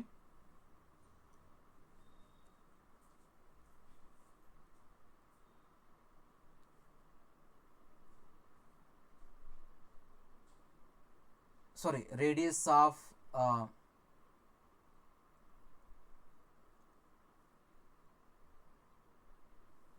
I'm sorry, radius. Okay, ನಾವು radius of carbon find out ಮಾಡಬೇಕು ನಾವೀಗ. ಈಗ ಏನು ಕೊಟ್ಟಿದ್ದಾರೆ ಅಂತಂದರೆ ನಮಗೆ ಕಾರ್ಬನ್ ಕ್ಲೋರಿನ್ ಬಾಂಡ್ ಲೆಂತ್ ಅನ್ನು ಕೊಟ್ಟಿದ್ದಾರೆ. ಸೊ ರೇಡಿಯಸ್ ಯಾವ ಥರ ಫೈಂಡ್ ಔಟ್ ಮಾಡೋದು ನಾವೀಗ? ಅದನ್ನು ಫೈಂಡ್ ಔಟ್ ಮಾಡ್ಕೋಬೇಕೀಗ. ರೇಡಿಯಸ್ ಕೊಟ್ಟಿಲ್ಲ ನಮಗೆ, ಕಾರ್ಬನ್ ಬಾಂಡ್ ಲೆಂತ್ ಕೊಟ್ಟಿದ್ದಾರೆ. ಅಂತಂದರೆ ಎರಡು ಕಾರ್ಬನ್ನಿನ ಬಾಂಡ್ ಲೆಂತ್ ಕೊಟ್ಟಿದ್ದಾರೆ, carbon bond length. This is what we calls carbon bond length. ಹಾಗಾದರೆ ರೇಡಿಯಸ್ ಎಷ್ಟು ಬರುತ್ತೆ ನಮಗೆ? Radius it's nothing but half of the distance between the bond length ಅಲ್ವಾ? ನೋಡಿ, radius of carbon plus radius of carbon is equal to carbon bond length. So radius of carbon is equal to 1.54 divided by 2. ಎಷ್ಟು ಬರುತ್ತೆ? 1.54 divided by 2 ಅಂತಂದರೆ ನಮಗೆ 0.77 ಬರುತ್ತೆ. Next similarly ಅದೇ ಥರನೇ chlorine bond length ಎಷ್ಟು ಬರುತ್ತೆ ನಮಗೆ? ರೇಡಿಯಸ್ ಎಷ್ಟು ಬರುತ್ತೆ? Radius of the chlorine is equal to 1.98 divided by 2. That is equal to 0.99 angstrom. Okay, so ಇದು ನಮಗೆ radius. First radius is equal to half of the bond length, half of the bond length. Okay, ಹಾಗಾದರೆ ಅದನ್ನು substitute ಮಾಡೋಣ. ಈಗ ರೇಡಿಯಸ್ಸನ್ನು ಎಷ್ಟು ಬಂದಿದೆ? Radius ನಮಗಿಲ್ಲಿ radius of the carbon that is 0.77 plus radius of chlorine is 0.99 minus 0.09 into electronegativity of carbon is 2.5 minus 3. Okay, then ನಮಗೆ ಇಲ್ಲಿ ಏನು ಬರುತ್ತೆ? ಸಿಂಪ್ಲಿಫೈ ಮಾಡಿದ್ರೆ ಅಂದರೆ ದಟ್ ಈಸ್ 1.71 ಬರುತ್ತೆ. 1.71 that is a bond length. So option C is correct.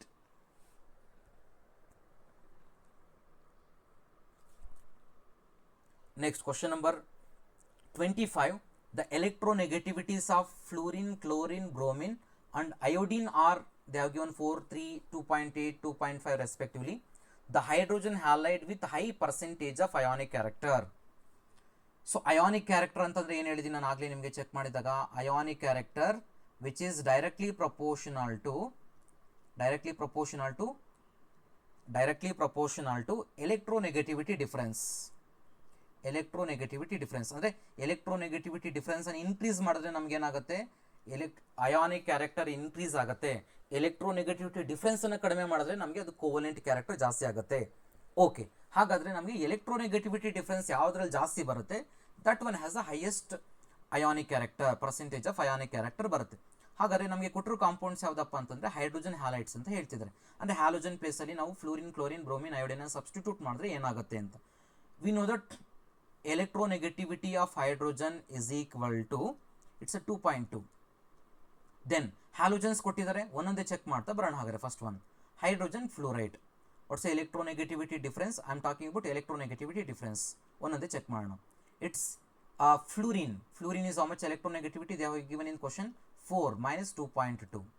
next hydrogen chloride,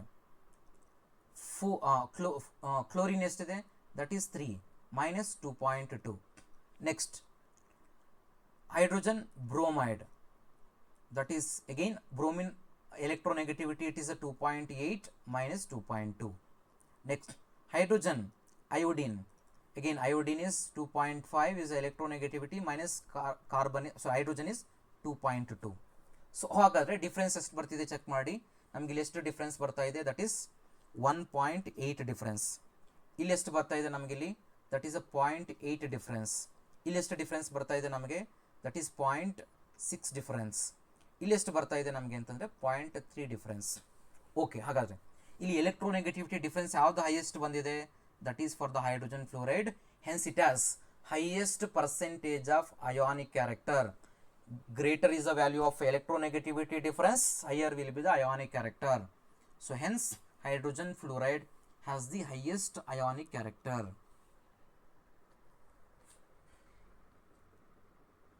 Next, question number 26. Which of the following transition element shows highest oxidation state? Not only transition series elements, ನೀವು entire periodic table ತಗೊಂಡ್ರೆ ನೀವು elements ಅಲ್ಲ, actually osmium, ruthenium and xenon, these three elements have the highest oxidation states in the periodic table, that is equal to +8 ಬರೋದು. Okay, so then what's the answer? Option A is correct. Osmium, that highest oxidation state is +8. Okay, ಅದೇ ಥರನೇ ಇನ್ನೊಂದು ವೆರೈಟಿನಲ್ಲಿ question ಕೇಳಿದ್ರೆ, which among the following has the highest oxidation state in the 3D transition element ಅಂತಂದ್ರೆ that is a manganese. Manganese has the highest oxidation state +7 in 3D transition series. ಅಂದರೆ scandium atomic number 21 to 30 ನಾವು 3D series of transition series ಅಂತ ಕರಿತೀವಿ. ಅದರಲ್ಲಿ manganese highest ಬರುತ್ತೆ +7. But usually ಈಗ ಕೊಟ್ಟಿರೋ elements ಅಲ್ಲಿ ಅಥವಾ ಟ್ರಾನ್ಸಿಷನ್ ಎಲಿಮೆಂಟ್ಸ್ ಅಲ್ಲಿ ಅಥವಾ ಎಂಟೈರ್ ಪೀರಿಯಾಡಿಕ್ ಟೇಬಲ್ ಅಲ್ಲಿ ಚೆಕ್ ಮಾಡಿದ್ರೆ osmium, ರುಥೇನಿಯಂ, xenon have the highest oxidation state, that's equal to +8. Okay, question number 27. The increasing order of acidic nature of the following oxides. ನೀವು oxides ಅನ್ನು check ಮಾಡಿದ್ರೆ acidity, acidic character, ಆಗಲೇ ನಿಮಗೆ explain ಮಾಡಿದ್ದೀನಿ ಇದನ್ನು.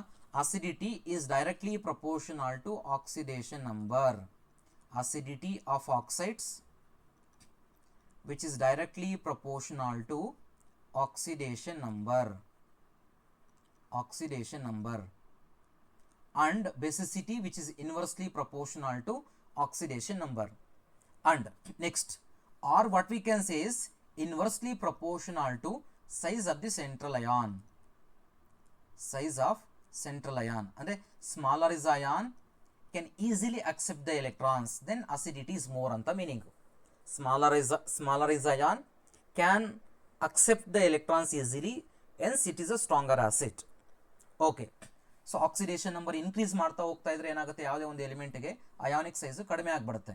ಆಗ ಸೈಜ್ ಕಡಿಮೆ ಆದಾಗ ಏನಾಗುತ್ತೆ ಅಂದರೆ it will have more tendency to gain the electron, accept the electron. Okay, acidity is directly proportional to oxidation number. ಈಗ ಆಕ್ಸಿಡೇಷನ್ ಸ್ಟೇಟ್ಸನ್ನು ಅಸೈನ್ ಮಾಡ್ಕೊ ಬನ್ನಿ ಒಂದೊಂದಕ್ಕೆ. ಈಗ silicon dioxide,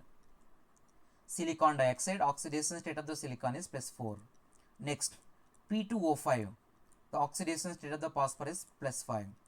Next, Cl2O7, that is oxidation state of the chlorine is +7. SO3, oxidation state of sulfur is +6. ಹಾಗಾದರೆ which one has the highest acidic character? That is Cl2O7. Which one has the lowest acidic character? That is silicon dioxide. So SiO2 has a less acidic character than P2O5, than sulfur trioxide, than Cl2O7. So this is the order of acidity of the given compounds. Okay, ಹಾಗಾದರೆ ಯಾವ option correct ಆಗಿದೆ? ಹಾಗಾದರೆ option B is correct. Next, question number 28. The correct statements among the following are carbon monoxide, nitrogen monoxide, dinitrogen oxide or neutral oxides. So amphitoric, basic oxides. Okay, ಈಗ ಒಂದೊಂದೇ check ಮಾಡ್ಕೊಬರೋಣ. Usually what are acidic oxides? ನಮ್ಮ oxides ಅನ್ನು ನಾವು 4 categories ಆಗಿ divide ಮಾಡ್ತೀವಿ. Acidic, basic,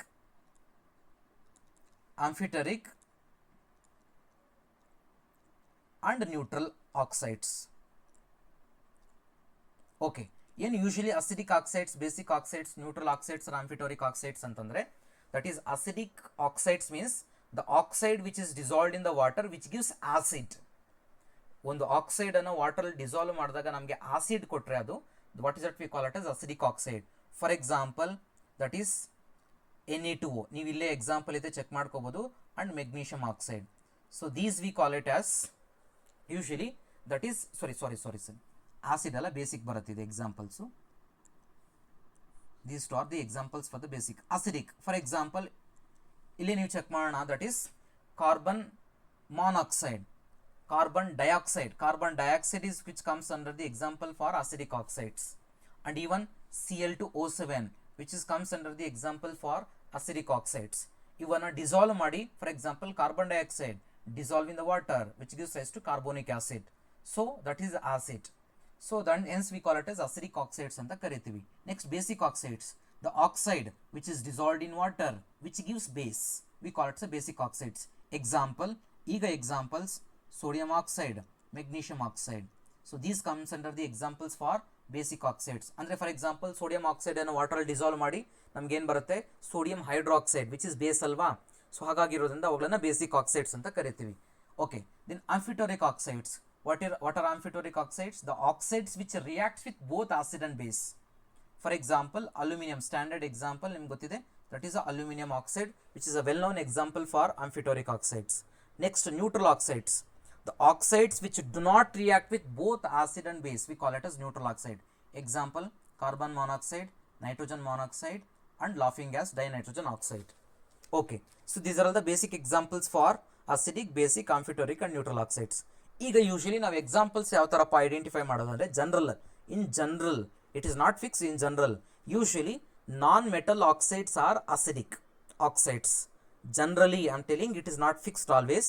generally non metal oxides are acidic, metal oxides are basic. Generally ಅದು fix ಅಲ್ಲ. ಈಗ for example aluminium is a metal oxide ಅಲ್ವಾ, ಹಾಗಾದರೆ ಬೇಸಿಕ್ ಆಕ್ಸೈಡಾ? ಅಲ್ಲ. ಅದನ್ನು ಹೇಳಿದ್ದು generally non metal oxides are acidic, metal oxides are basic. Okay, ಹಾಗಾದ್ರೆ option 1 ಬರೋಣ. ಫಸ್ಟ್ ಕಾಂಪೌಂಡ್ಗೆ ಸೀರೀಸ್ ಕೊಟ್ಟಿರೋದ್ರಲ್ಲಿ carbon monoxide, nitrogen monoxide, dinitrogen oxide are neutral oxides 100% which is true. Next second one ಬರೋಣ. Al2O3 which is amphoteric oxide, that is also true. MgO Cl2O7 are acidic, that is wrong. What is wrong in that? Cl2O7 is acidic oxide, that is true, but magnesium oxide is not acidic oxide. So third one is incorrect. Come to the fourth one, sodium oxide, CS2O ಅಂತಂದ್ರೆ that is cesium oxide, basic oxides, correct? Metal oxide alwa cesium oxide, that is a basic oxide, that is also true. That is also true. Then which is the incorrect one? Only third one is the incorrect one. ಇಲ್ಲಿ question ಏನಪ್ಪಾ ಅಂತಂದ್ರೆ which are the correct statements? Which are the correct statements? First one, second one, fourth one are the correct statements. ಅಂತಂದ್ರೆ ಯಾವ option correct ಆಗಿದೆ? Option C is correct.